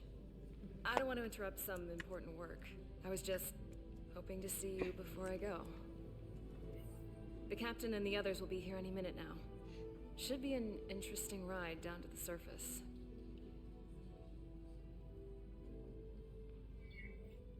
You're the one with the important job to do. Keeping the captain safe. And Ambassador Spock. It doesn't always feel that way. Baking in the hot sun, standing guard next to an empty shuttlecraft. But it has its moments. Hey, Maris. Aren't these those button pushers you're always hanging out with? And you're the phaser jockeys we always beat in Parisi squares, right? All aboard for Hotari. That another one of the captain's railroad things? Gotta be. I just usually zone out by the time he gets to the whole, steam engines were the warp drives of their day part. Yeah, it Catch is. y'all later. I like it. You don't want to miss your train. I do have to go.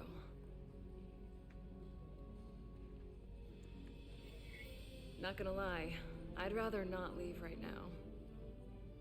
More important things on my mind.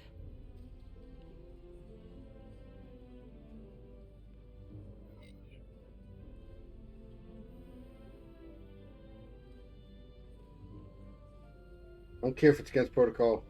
Never miss an opportunity. That was nice. Yeah, it was. Save some of that for when I get back. Oh, yeah. You've got a deal.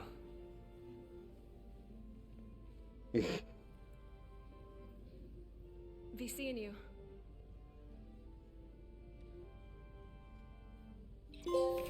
Hate to see you go, but I love to watch you beam out. Wait, fuck! Wrong saying.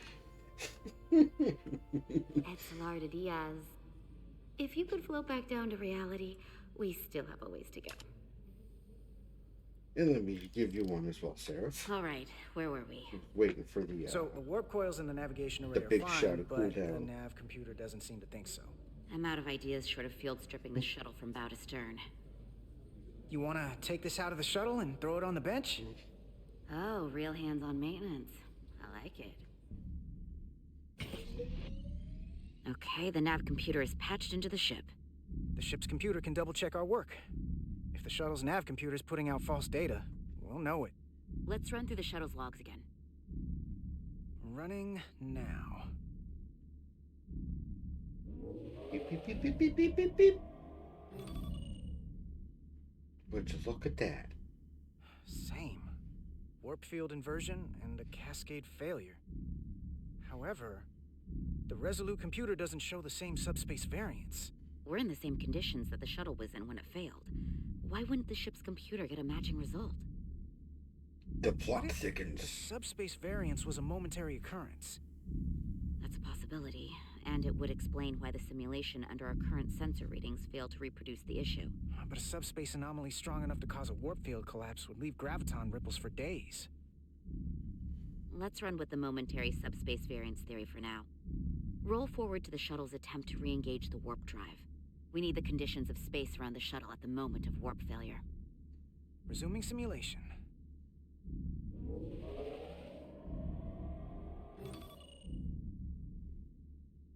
Error in warp field calculation. Cochrane formula variables are out of range. That right there. Take the shuttle sensor data from that moment. Computer, why did the warp field calculation fail? Warp field pressure returned non-orthogonal. Results are undefined. That doesn't help. They try to divide by What if zero. we use a different ship? Put the Resolute into the simulation instead of the shuttle. Yeah, it should warp just fine. Unless... Computer, run the simulation with the Resolute. Resolute simulated. Computer, give me manual control on the warp power. Static field intensity, warp 1.1. 1.2. 0.3. Warp pressure is destabilizing. Error in warp field calculation. The warp drive has experienced a system-wide cascade failure. Warp field collapsed. Subspace variance is out of tolerance. Cochrane formula results are undefined. Bingo. What-o? What's his Same name moment when on? the shuttle failed to warp, so did the ship. Whatever happened to the shuttle just happened to us. The Resolute will not sustain warp. We can't leave Hotari space. We trapped.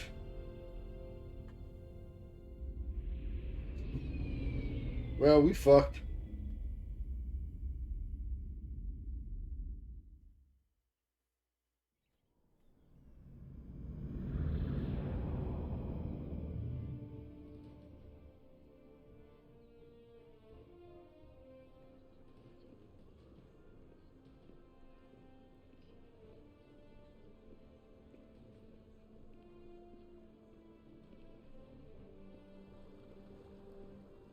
Ambassador Spock, Captain Solano, welcome to Hotari. We are honored you have come. My name is Tylos Altaris, Minister of Diplomatic Affairs. The honor is ours, and this is Commander Jara Rydick, first officer aboard the USS Resolute. You'll find she has a keen mind, and unique insight into the dynamics between the Hotari and the Illidians. We are honored to be here as representatives of the Federation. I'm so glad. These must be the representatives of the mighty Federation. Oh, the fuck reigning this guy. authority in the galaxy. Or so we've been led to believe. Whether that's true or not remains to be seen. But, either way, we're grateful you've made the time to come to our little corner of the universe. And you are?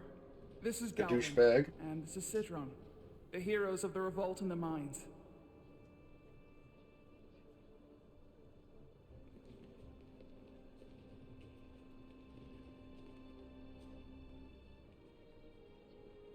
Let's hope this is the last time we ever have to come here.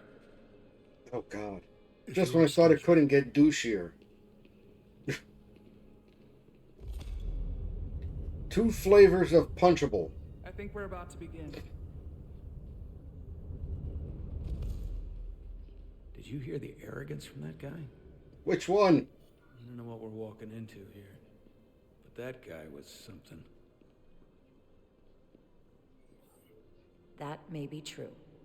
But let's keep an open mind going into the negotiations. Hopefully he's just one voice amongst many. Then let's hope he's the outlier. The Hotari have invited us as their guests, so we must show them the proper respect.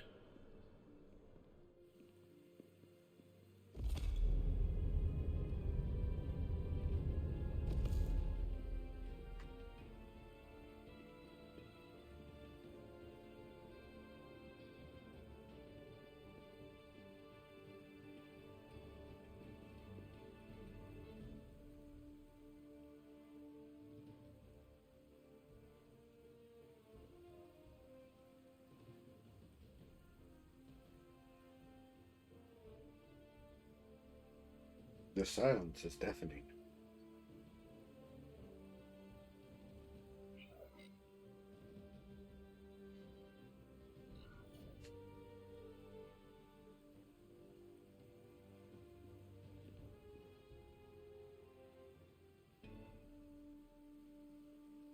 Ambassador Spock, welcome to Hotari Prime. The honor is mine, Your Majesty. That the Federation would send one of their most respected representatives is not only an honor to the Hotari people and their queen, but a recognition of our stature and importance. Let's get on with it, shall we? With all due respect to the Federation and their ambassador, they have no authority here. We are not members of their alliance. We are not subject to their rule, nor yours.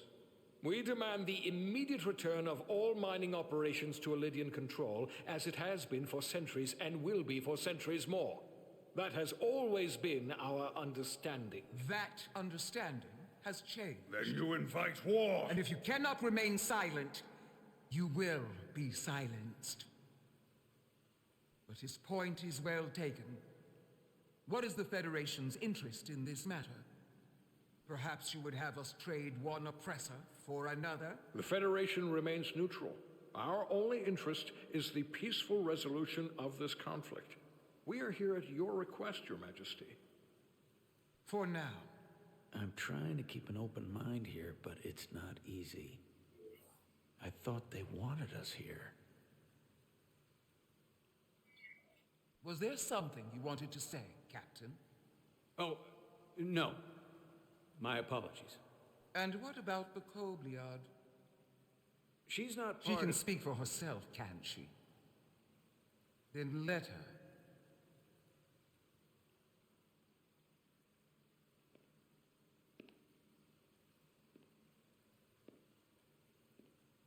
I like the Queen. She's the only one with a fucking level head around here. Now then, what is your name? Commander Jara Rydek, Your Majesty. Being a Kobliad, you would know better than anyone. Your people suffered brutal treatment at the hands of the Cardassians. Their injustice towards the Kobliad is as unimaginable as it is unforgivable. Not unlike how we have been treated by the Elydians. As much as they'd have you believe they are the victims here, remember it was the Hotari who attacked us.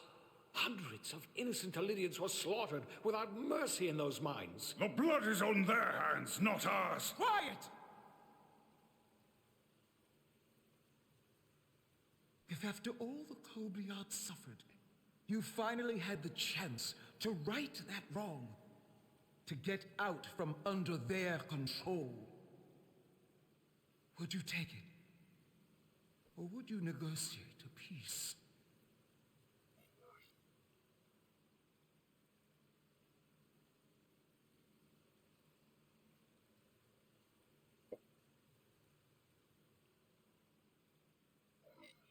Going with it. If the opportunity presented itself, and I wish that it had, more than you can know, then I would right the wrong without hesitation. For the sake of the Kobliad, we suffered enough. Of course you would. It would be foolish to do otherwise. The Federation is the most powerful, most advanced alliance in the galaxy. It's widely known we have an abundance of dilithium in our mines. And it's in your interest to secure a steady supply. Your Majesty, if I may. Ambassador Spock would have us believe you're here as a neutral party in the interest of peace. So why are you really here? I want the truth, not your Federation rhetoric.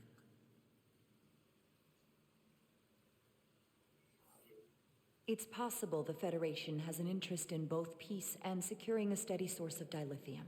One does not preclude or prevent the other. But that's just my personal opinion. Given the Federation has done business with the Elydians for decades, I would agree. It's entirely possible, if not highly likely. What I'm a haven't fucking said, street we cannot shooter. deny, I is a don't simple care. truth. The dilithium trade would not and will no longer exist without Elydian involvement. We created it for the benefit of everyone, especially the Hotari. We've given them warp technology. We've let them share in the profits. We've made their lives infinitely better than before dilithium was discovered. All of that goes away if the Federation turns a blind eye to their treachery. That is enough of your lies! The Hotari are quite capable of running the mines. We've done so for centuries. So tell me, who deserves control of the dilithium trade and the mines on Tau? Who should the Federation recognize? The Hotari or the Alidians? Oh. Oh. Only be one or the other, not both.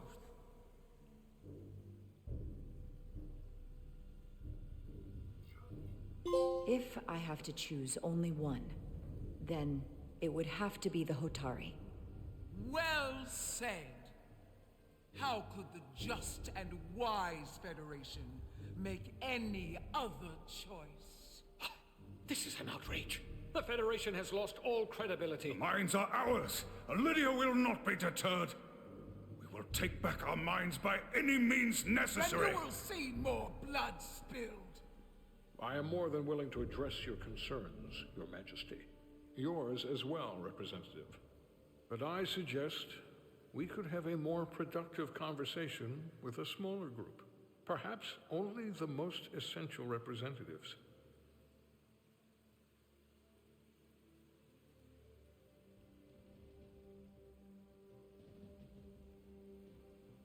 I suppose there is some sense to that.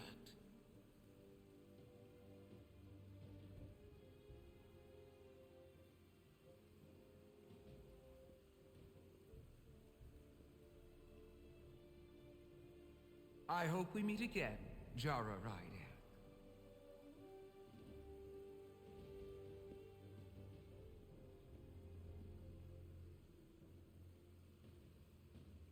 Fuck you, Solano.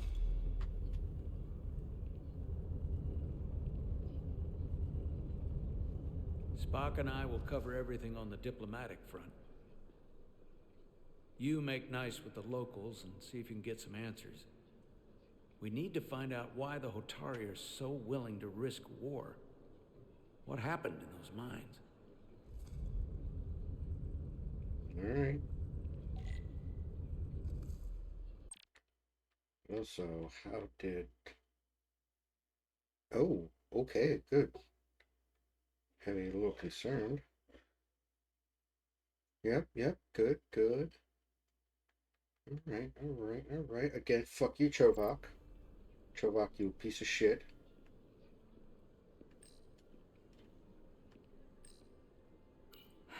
The captain and ambassador have it handled. I've got my own mission.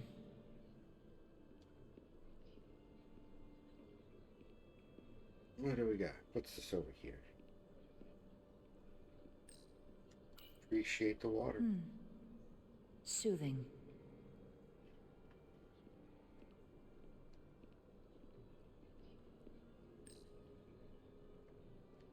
Citron. Tylus.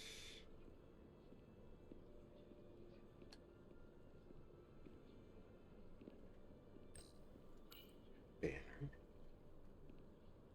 They seem proud of their culture. Pride can lead to rash action. Yes. This is true.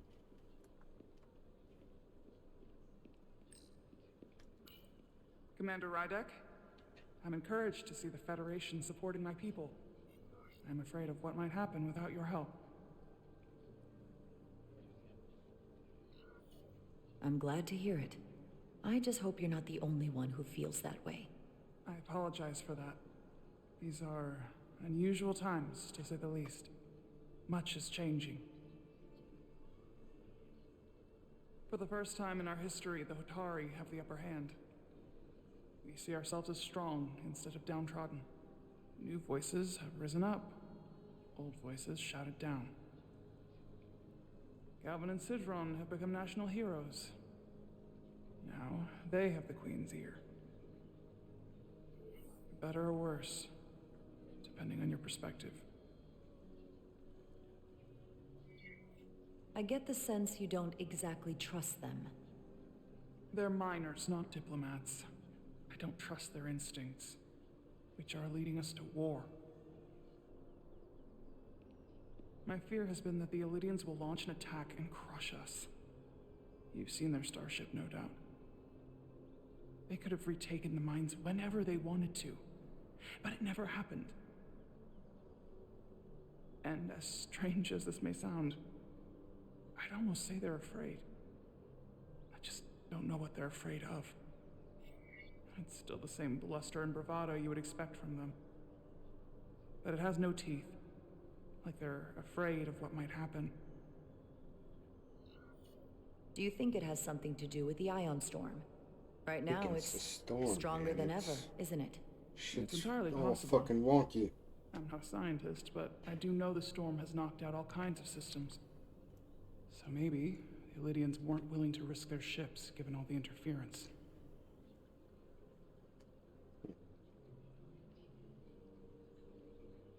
Since the day of the revolt, Galvin has seized control of the mines and restricted all access.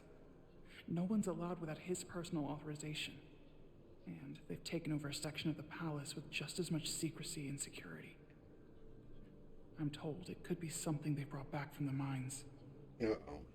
I've made inquiries, but everyone pretends it doesn't exist. I strongly suspect they're hiding something. Why would they do that? I don't know. But that's what concerns me. Whatever they're hiding, it can't be good. How can we know?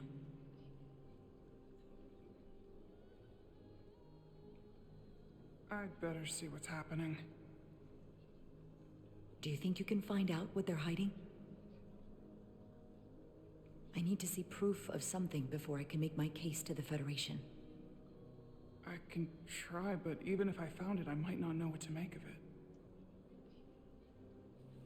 Take this. You can use it to capture whatever you find, and then send it to me. Ooh. Thank you. Came off the tricorder. Let you know what I find. And I look forward to our meeting again. Alright, so obviously that's the good space goblin. Or would the... Yeah, they look like... Or space orcs. And then we got... I don't even know what to call the Illydians. Other than fucking douche canoodles. Of course I'm gonna talk some though. I'm probably not telling you anything you don't already know, but these Fuck you. negotiations rely on the Federation's neutrality, as does any hope you might have for a supply of dilithium in the future. So why you would choose to side with the Hotari escapes me.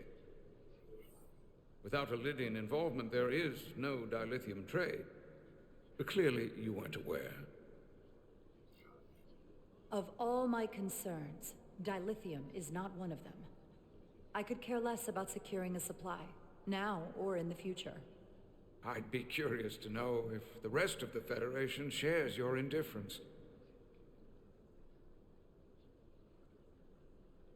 Major Salit Arminta, Special Attaché, Illydian Armed Forces. Pleasure to meet you, Commander.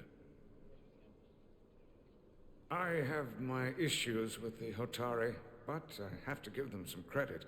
They know how to seize an opportunity. Inciting an uprising the same day as a massive, once-in-a-lifetime ion storm. Our assumption was that this storm was just an anomaly. Yes, a very convenient anomaly. At least that was what we were told. Of course, I wasn't there.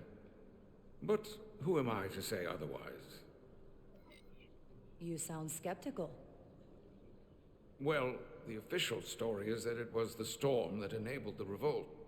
How else do a bunch of unarmed, unorganized miners seize control of an entire moon, much less thousands of mines? But I've talked to people who were there. They tell a different story. They say they're lucky to have escaped with their lives, that it was more than just the storm, that somehow the miners were able to harness the energy from the storm. Oh, that's not good. I know it sounds crazy. I'm not even sure I believe it myself. But that's what they said. You said the Hotari were primitive. Well, they are. Except for the part about weaponizing ion storms. Yeah, fucking how? If you'll excuse me, Commander Ryder. So I guess I don't get to talk to... Commander Ryder, I need a moment of your time. Guess we're going to talk to them Sure. immediately. Good. I'm glad you've chosen to side with the Hotari. I knew the Federation would see through the Elidians' baseless claims and protect the interests of my people.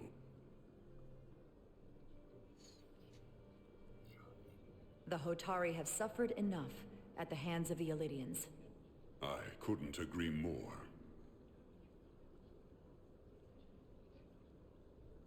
I assume you were there the day the mines were seized from the Elidians.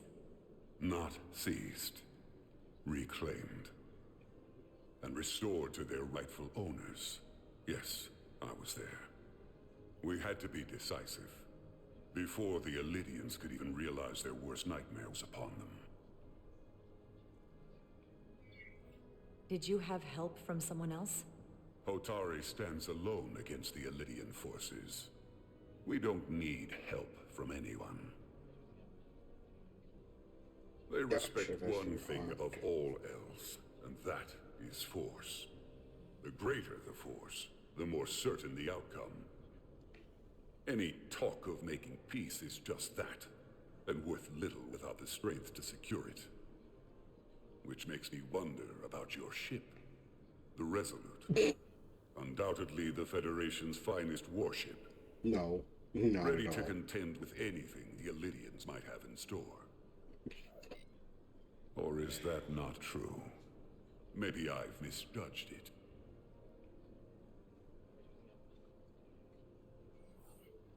I wouldn't say state of the art, but the Resolute is plenty capable and can hold its own against just about anything.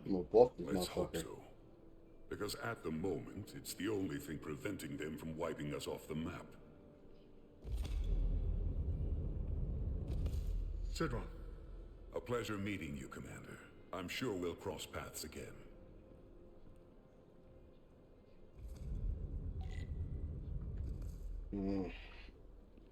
Fuck, I should have asked if they were armed. Oh well.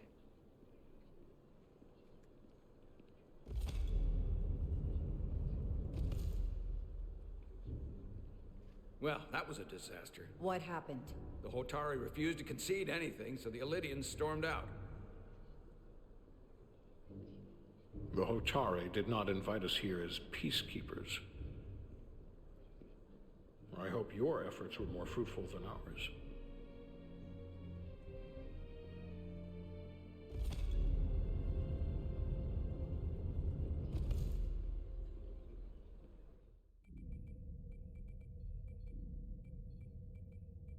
Gravitational harmonics failing to resolve. Warp bubble stability degrading. Increase output to maximum. Increasing warp output to maximum. It's happening again.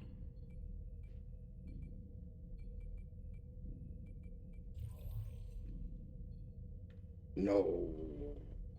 It is evident that presently, the Resolute cannot achieve warp propulsion. Since our diagnostics rule out any problems with our warp systems or anything about the ship, the problem appears to be the fabric of space itself. Space itself? Yes. You're saying something about this region of space prevents warp travel? Prevents it, or can't sustain it. However improbable, that appears to be the case. We need to know more. The storm didn't stop us from leaving space dock and traveling here. But could it still be causing this interference with warp travel? We must follow sound investigatory principles. Do not let an assumed conclusion drive your analysis.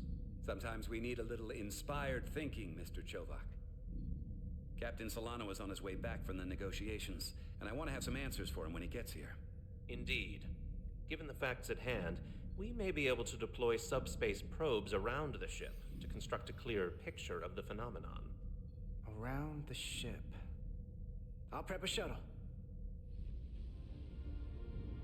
Ah, yes, the scientific method. Walk around, find out, repeat.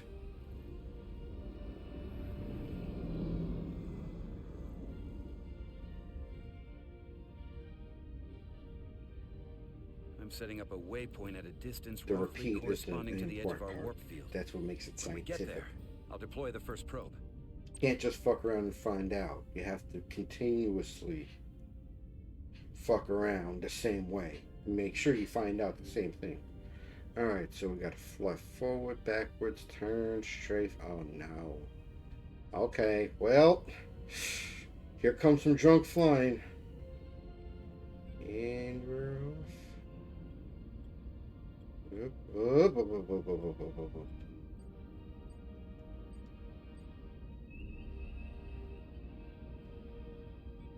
We're good. Commander Westbrook, the Resolute systems are calibrated to receive the probe's readings. Oh. We're standing by to reproduce the warp field collapse after the first probe is deployed. Thank you, Mr. Chovak. We'll be in position shortly. And, Mr. Diaz, do take care in piloting the shuttlecraft. Now is not the time to indulge in the human penchant for joyriding. Who, me? No, never. Chovak probably isn't such a fun guy to work for, huh?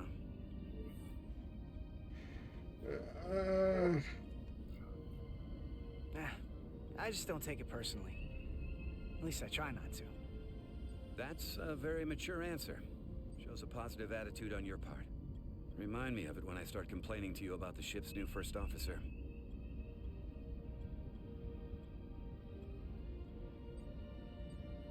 We're good.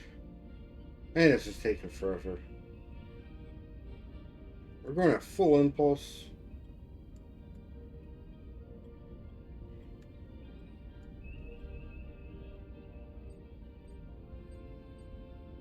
Alright. This is far enough.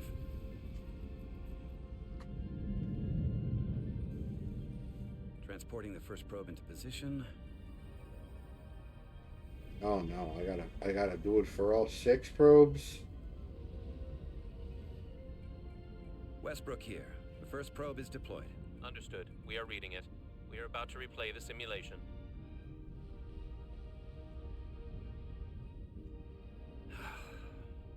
Problem? I just can't get a handle on her. Commander Rydek. She rejected my plan to use a deflector pulse against the storm surge. But on the other, she did listen to my advice and use the whole polarity trick to get you through that excursion alive. I'm not saying there's anything wrong with the new XO. I'm sure she's a fine officer, even if we don't see eye to eye. But she didn't go through what the rest of us did. You know that. And it's hard to figure out why she'd be the one Solano chose instead of, well, one of us. I've heard some good things. You should at least give her a chance. I'll take that under advisement. Test is running. Warp field collapse in 3, 2, 1, mark. Ho! Whoa. All right, that is definitely a problem with the fabric of space. We need to get another probe out there. Just don't make me do the flight again. Just cutscene it. Data, the Resolute and the this game is like 90% cutscene. Interference pattern. I'm setting a waypoint to a particularly strong area of interference. We'll deploy the second probe there. I'm gonna have to fly there, aren't I? Oh, here we go. Listen, I'm gonna give you a piece of advice I wish someone had given me. Make sure you're never just one thing. And don't get so focused on what's in front of your face that you lose sight of the big picture. Before Rydek showed up, the captain pulled me into his ready room and told me he didn't think I had the people skills to be first officer. 'Cause you don't? What a load of crap. I mean, if he'd said that about Chovak, sure. Well, if you're asking, I think you're a people person. After all, here we are. Me, an enlisted officer. You, one of the senior staff. Talking like old buddies. I should send Solano to talk to you. Bring him on. I'm sure you can handle him. You've got potential. You're a fucking capable engineer. tornado. Good in the field. Keep up the good work, and who knows? A solid jack of all departments like you could be commander-in-chief of Starfleet one day. Hell, Admiral Jellicoe started as a shuttle pilot. And there are places to go in the enlisted ranks, too. Of course, if you get an officer's commission, they'll put you on another ship. You know, I'd be the best leader Starfleet ever had. Lower decks always have to fix all the problems command causes. Maybe I'd just save everybody some steps. Well, don't forget about us little people when you're running things. Of course not. You gotta remember where you came from.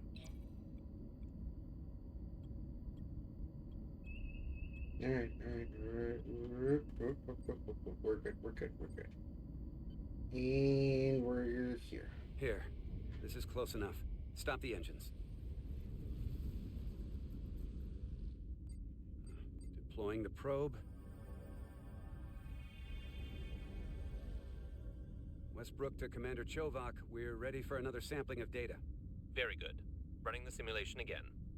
Warp field collapse in 3, 2, 1. Mark. Whoa! There it is again. I saw it. It seems to be... Uh-oh. I see you've discovered the third of the 4. Farrett asked me, can you quote the most famous Spaceballs, the movie quotes of all time? Oh, I don't like this voice. Ooh, yeah, brother.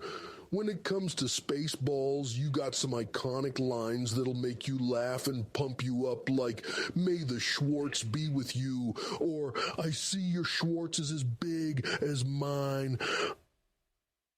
And who can forget Lone Star, the last starfighter?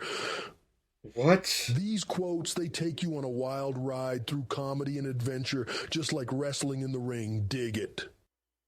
Okay, yeah, I'm getting rid of that one. Thank you for, yeah, that is going to be the first and only time. Yeah, matter of fact, you know what? I'm taking that off right now. No. Just fucking no. Ugh. No, not at all.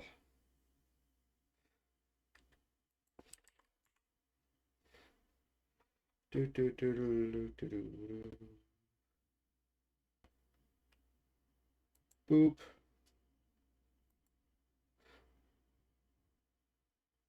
Yeah. Ugh. Alright. Alright. We're fine. Let's continue. Directional. Well, what about the scans? Anything? Uh-oh. Here's our 4th AI.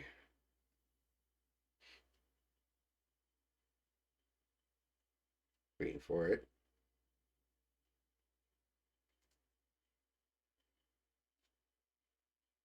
Farrett asked me, can you quote the most famous quotes from Blazing Saddle, the cult classic western directed by Mel Brooks? Sure thing. Blazing Saddles is packed with iconic lines. One of the most famous is, what in the wide, wide world of sports is going on here? And who can forget?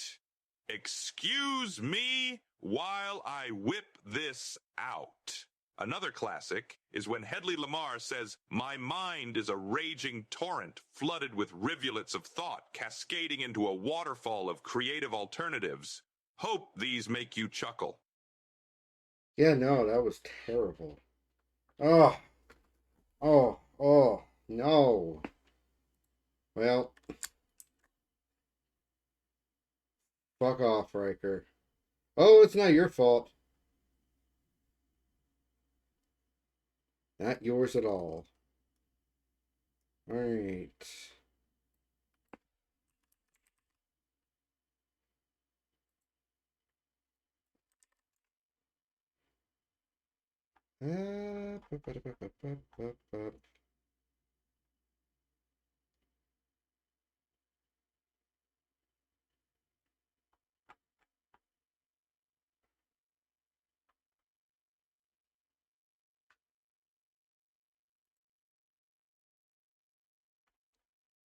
Let's see. I mean, you know, here's one that's always a good one. Yeah. I think we're gonna go. I'm gonna leave that one up. Put that one in. Bill doesn't do us wrong. Here's the readings in relation to our local space. We've got the Resolute, Otari Prime, and the probes. All this interference is overloading the sensor buffers. We're gonna have to triangulate the sensors manually. Alright. Locate. Oh, we got one. We We got something. These markers indicate peaks in the gravimetric interference patterns. Let's see if I can find some more.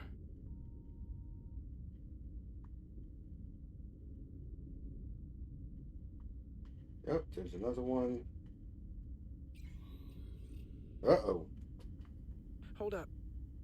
This is coming from the moon. A beam that blocks warp travel.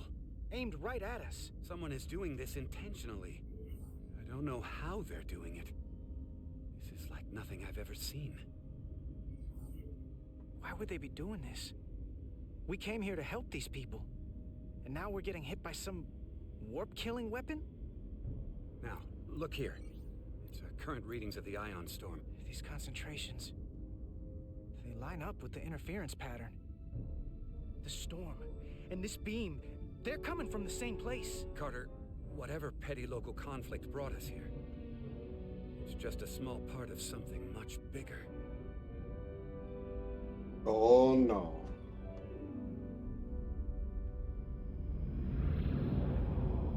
Presently, we don't have an explanation for how they're doing this. But one thing is clear. This is no fluke. Thank you, Mr. Westbrook. I want a full briefing when I'm back on board. Solano out. Oh, dear God. A targeted weapon that inhibits... Ferret asked me, can you just say that you are fat and blad like 5 times each time, adding in something that mentally wrong with you? Oh, sure, why not? I'm fat and bald, and boy, does my self-esteem need a serious reboot. Fat and bald again. Maybe I'm just collecting life's disappointments. And let's not forget I'm fat and bald and my brain's running on empty like a broken GPS. Fat and bald one last time because clearly emotional clarity isn't my forte. They're happy, just remember it's all about owning your flaws, but maybe let's not take life so seriously, all right? There we go. Thank you, Phil. Travel. Coming from the moon Tau. That would explain the difficulties my shuttle encountered. More importantly, the tenor of the Hotari during the negotiations. And here I thought the Elydians would be the problem. Coming to peace talks in a warship. This wasn't supposed to be so complicated.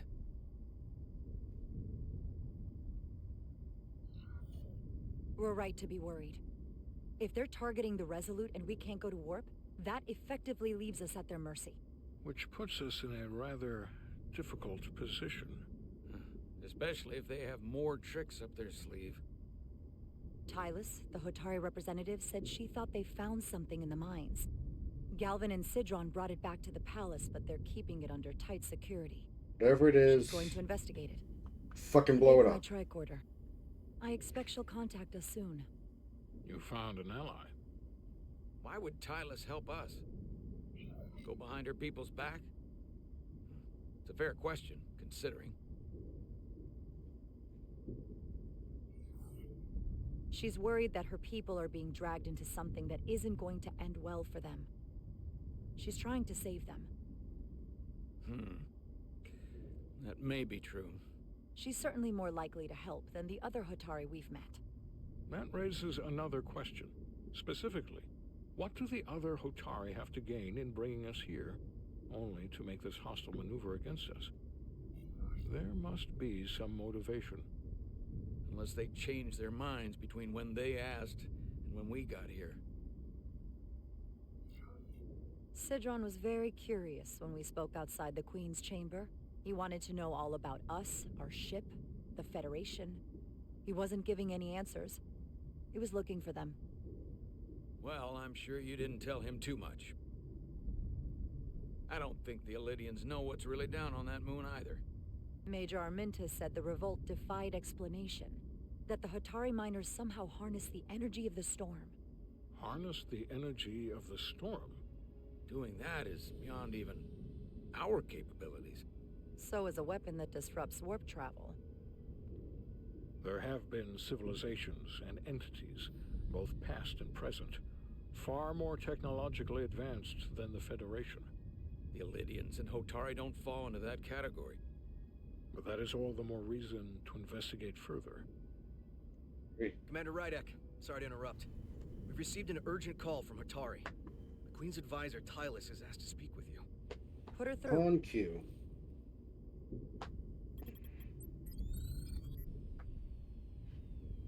Galvin and Sidron are still with the Queen.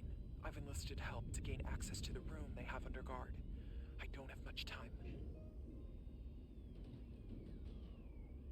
I'm not supposed to leave my post. It's only for a moment. I so appreciate your help.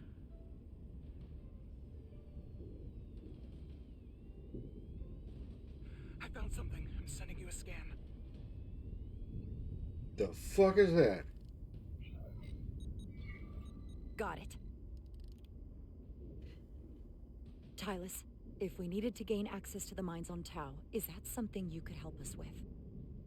I suppose it wouldn't be easy, but I have to go. Tylus. Can we reconnect? Sorry, Captain. We've lost all contact. We can only hope she escaped without harm. It was hard to tell. I'm the one who got her into this. If something happens to her, it's my fault. She's one of the Queen's closest advisors. I'm sure she'll be fine. Assuming the Queen isn't part of this. Let's see the scan of whatever the hell that was. Beep, boop, boop. Tylus suspects this came from the mines on Tau. It appears to be of ancient origin, but the markings are unfamiliar. We can run a full analysis when we get back to the Resolute. But if this came from the mines, then it might be the key to how they got the upper hand against the Illydians. Then we have to go into the mines. The Federation would not allow that. We were, after all, sent here to be a neutral party in a peace negotiation. However, we could demonstrate that the Hotari have acted in bad faith, which would enable us to investigate the mines on Tau with full justification. But of course, we would need conclusive proof before taking action. Otherwise, it could put us in a difficult position. Whatever this artifact is may be proof enough. At least to satisfy the Federation. Especially if we can show the Hotari are controlling the warp disruption. And targeting the Resolute. We may have a better understanding once we analyze the device. But a mission to the mines, covert or otherwise, is not out of the question. And I will handle the Federation.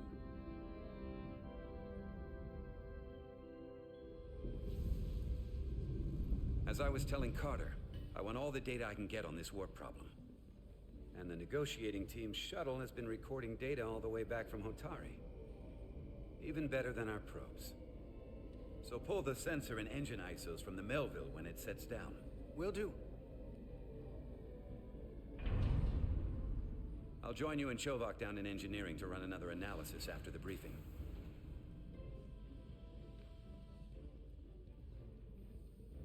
I didn't like this warp problem when we thought it was some astronomical anomaly. And I like it a hell of a lot less now that we know someone is doing it to us. How does it work?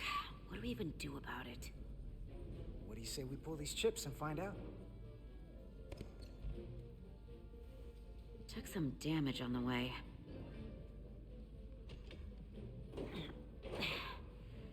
That ionic interference scored the hull plating. Might be some micro welds. Let's try pulling together. All right.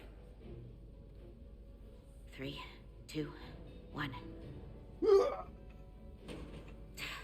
It won't budge. Gotta be the storm damage. We need to... Welcome back. Any excitement down on the surface? Excitement? No. Nothing like that. Hey, can you hand me the EJ7 interlock? From the toolbox. I don't know what that is. Not much use for one on a security detail, huh? Carter? Yeah, I'll get it.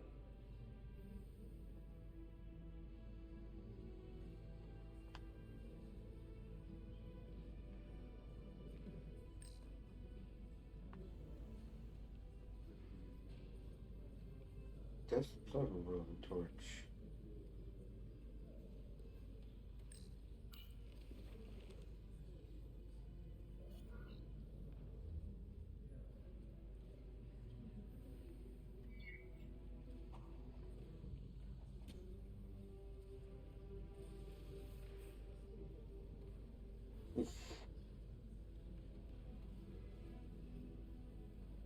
Okay, I'll apply pressure while you decouple the panel.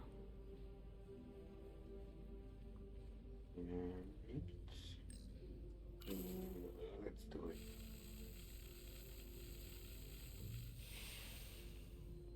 Here, I'll help.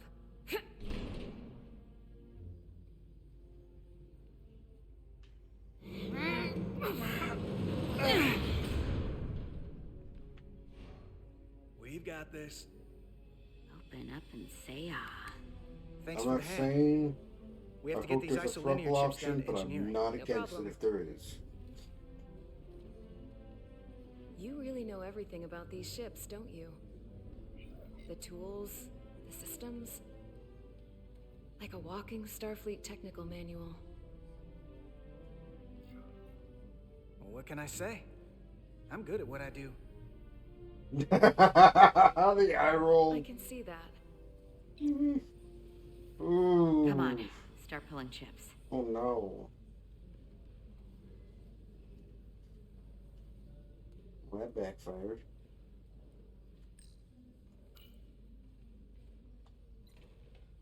That was too cocky.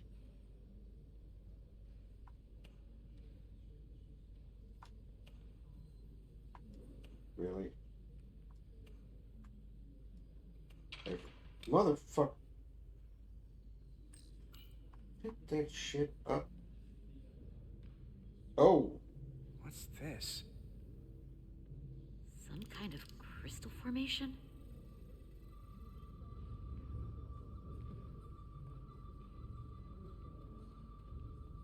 Oh, I'm lined up. Whoa. This substance is a quantized spin crystallization of hydrogen, carbon, and lithium. It's emitting tetrametric pulses at an interval of 3.8422 seconds. Quantized crystallization isn't natural. I mean, it's only theoretical as a means to engineer matter on a subatomic level. What's it doing in there?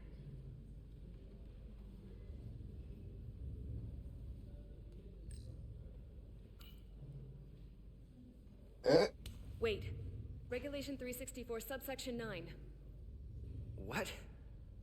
Regulation 364, subsection 9 orders that in the case of an unknown foreign substance infiltrating a sealed system, it will be placed in secure confinement before further examination. Retrieve a containment module. Don't you think we're more equipped to deal with whatever this is? No. Before anything else, this is a security issue.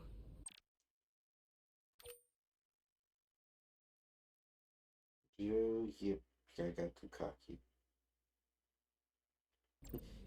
You don't even know what this is. Which is why we need to study it. Once it's contained. No. Well, if it's not natural, then someone might have put it there. It could be a tracking device. Some kind of sabotage. Or even a bomb. Which is why we need to get it to the containment lab. Come on. I can't make an exception. Not even for you. I'm still going to report these crystals to Commander Westbrook when we send the shuttle data. And I will inform my superiors. I'm taking this just as seriously as you are. But I overheard talk about the warp disruption on the shuttle. Now these crystals? Maybe this situation is more than we can handle with just a science vessel. We could trigger a distress call, get Starfleet to send more ships. Or I could send a message to my old CO on the Adirondack. Get some combat-tested vessels. We shouldn't do this alone.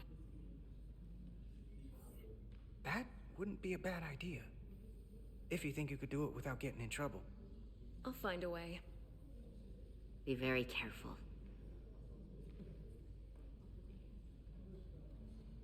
Okay, stand back.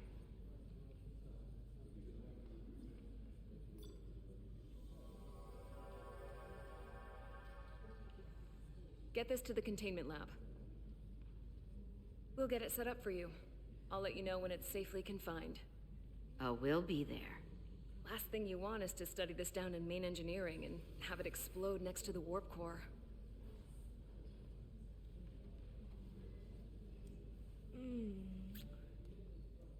Almost forgot. Can't have that. For a second, I thought she'd gone cold on you. Like she might have changed her mind. But I guess this whole situation has her spooked. Maybe she knows more than us? Or it's because this is all happening so fast? But she usually doesn't scare easy. Well, of course she's taking it seriously, but that's her job. When she's on duty, she's got to be on the lookout for danger. Yeah, but talking about sending a distress call on her own? That's going too far. Although, you didn't seem to think so. She was probably just thinking out loud. I'm sure she'll come to her senses. This mission has enough complications stacking up. Now, we'll get through it. You, me, and Miranda too. Commander Rydek was able to work behind the scenes during the negotiations and made contact with a representative from the Hotari delegation named Tylus. She mentioned an unusual artifact of unknown origin being held under tight security within the Hotari Palace, which she believes came from the mines on Tau. Now, this artifact might have a connection to the revolt, to the storm, and to the warp disruption we now know has been targeted at the Resolute. Commander Rydek, if you want to take it from here. Of course. Tylus managed to infiltrate the heavily guarded location within the palace and sent us these scans using my tricorder. It appears to be some sort of control panel, possibly connected to the warp disruption weapon originating on Tau. Of particular interest is this symbol, which we couldn't identify the origin of. The Federation database has records from a vast number of civilizations. If anyone from Starfleet has come across this before, the system should recognize it. Cross-referencing with Federation records. Displaying symbols from Federation database with a 90% probability of match or higher. Select a symbol to further analyze.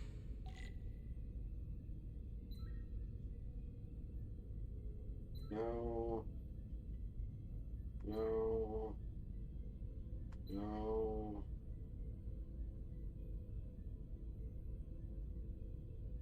No. Maybe. Maybe.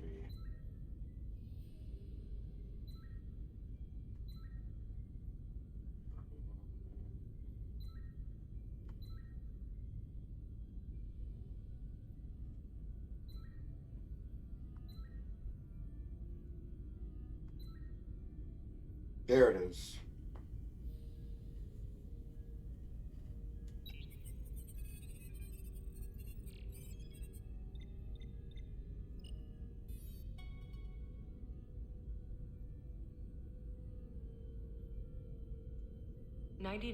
.2% match.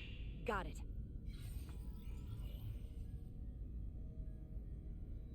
The Takan Empire. So, what are we looking at?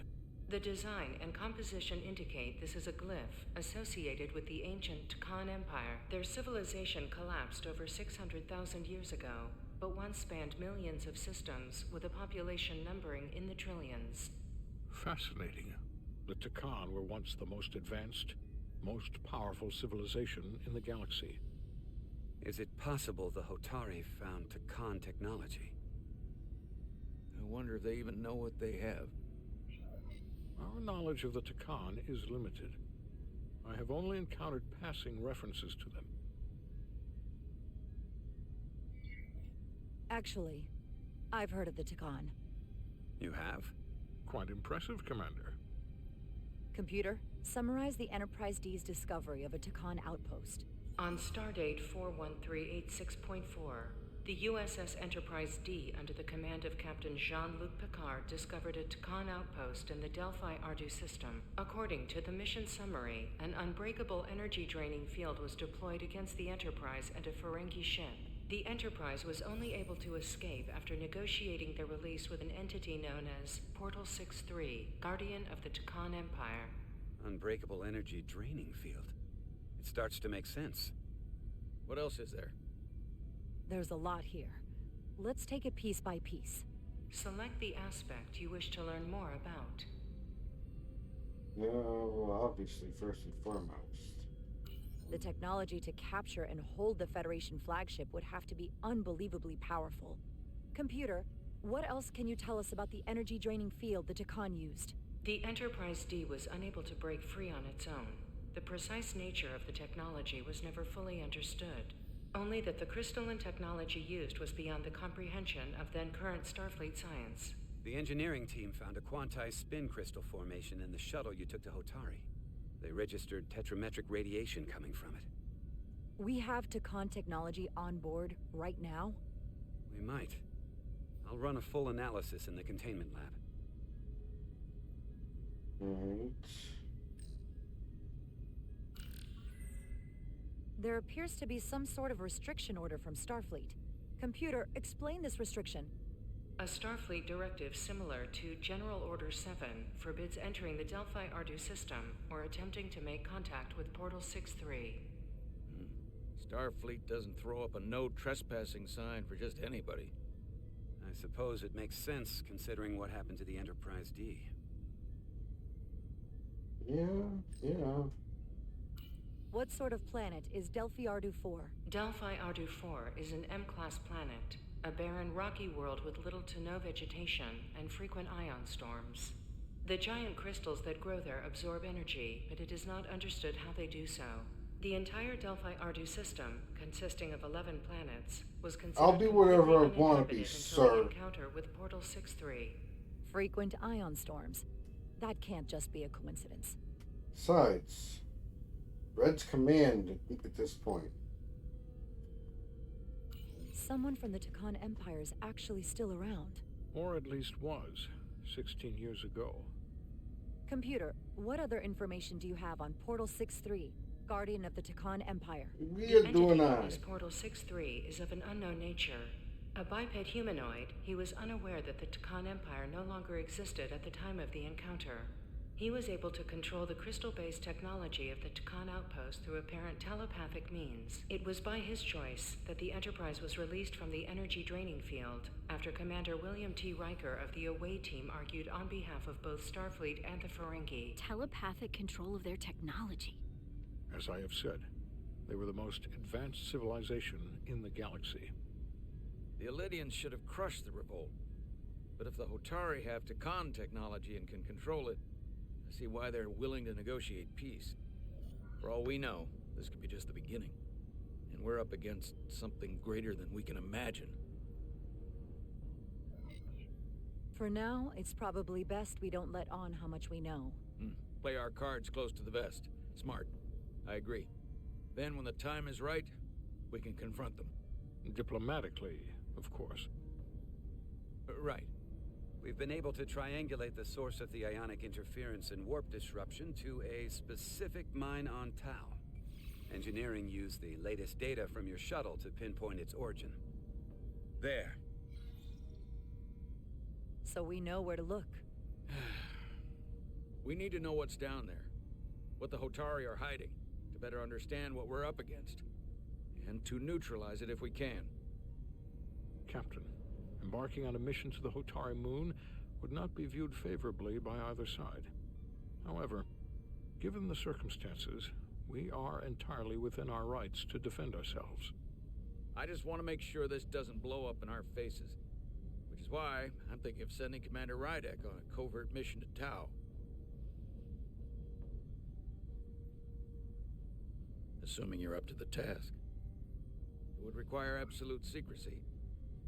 And obviously, it's not without risk. I'll get the away team in and out. They're in safe hands with me.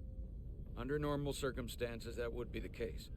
But given the sensitive nature of this incursion, I'm afraid you'll have to go it alone. I'm hoping Tylus can accompany you. The priority is to avoid detection. It's a calculated risk. The last thing we need is to get caught and then blamed for violating our neutrality and aggravating an already tense situation. We can't afford any mistakes, which is why I've chosen you.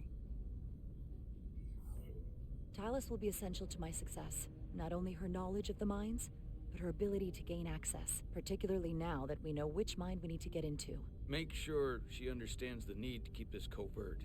She's not going to want her people to know about this. Get in touch with Tylus and make the necessary arrangements as discreetly as possible. Bridge to Captain Solano. The Illidians have moved additional ships to the edge of the Hotari system. Current heading is straight for the homeworld. Understood. It would seem we no longer have the luxury of waiting. In that case, may I suggest you and I return to Hotari Prime?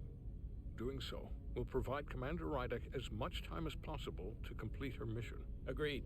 We'll hail the Queen's delegation from my ready room. We all know what we need to do. Dismissed.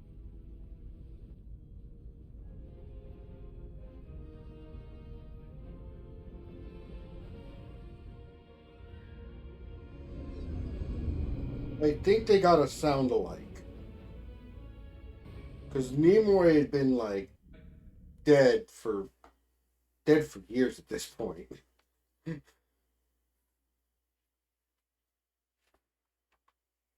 Yeah.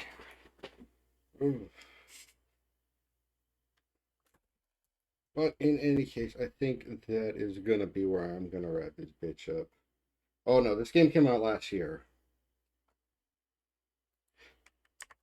Let me just double check.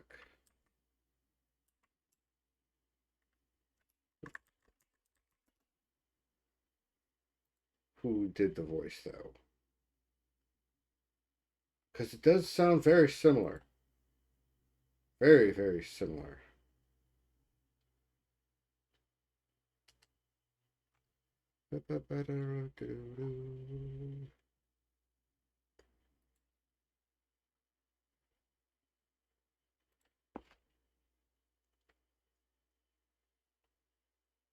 Piotr Michael.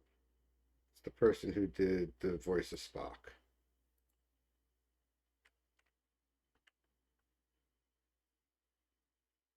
I have no clue what he's done. Let's see. Oh, he was Rufus in Bill and Ted Face the Music.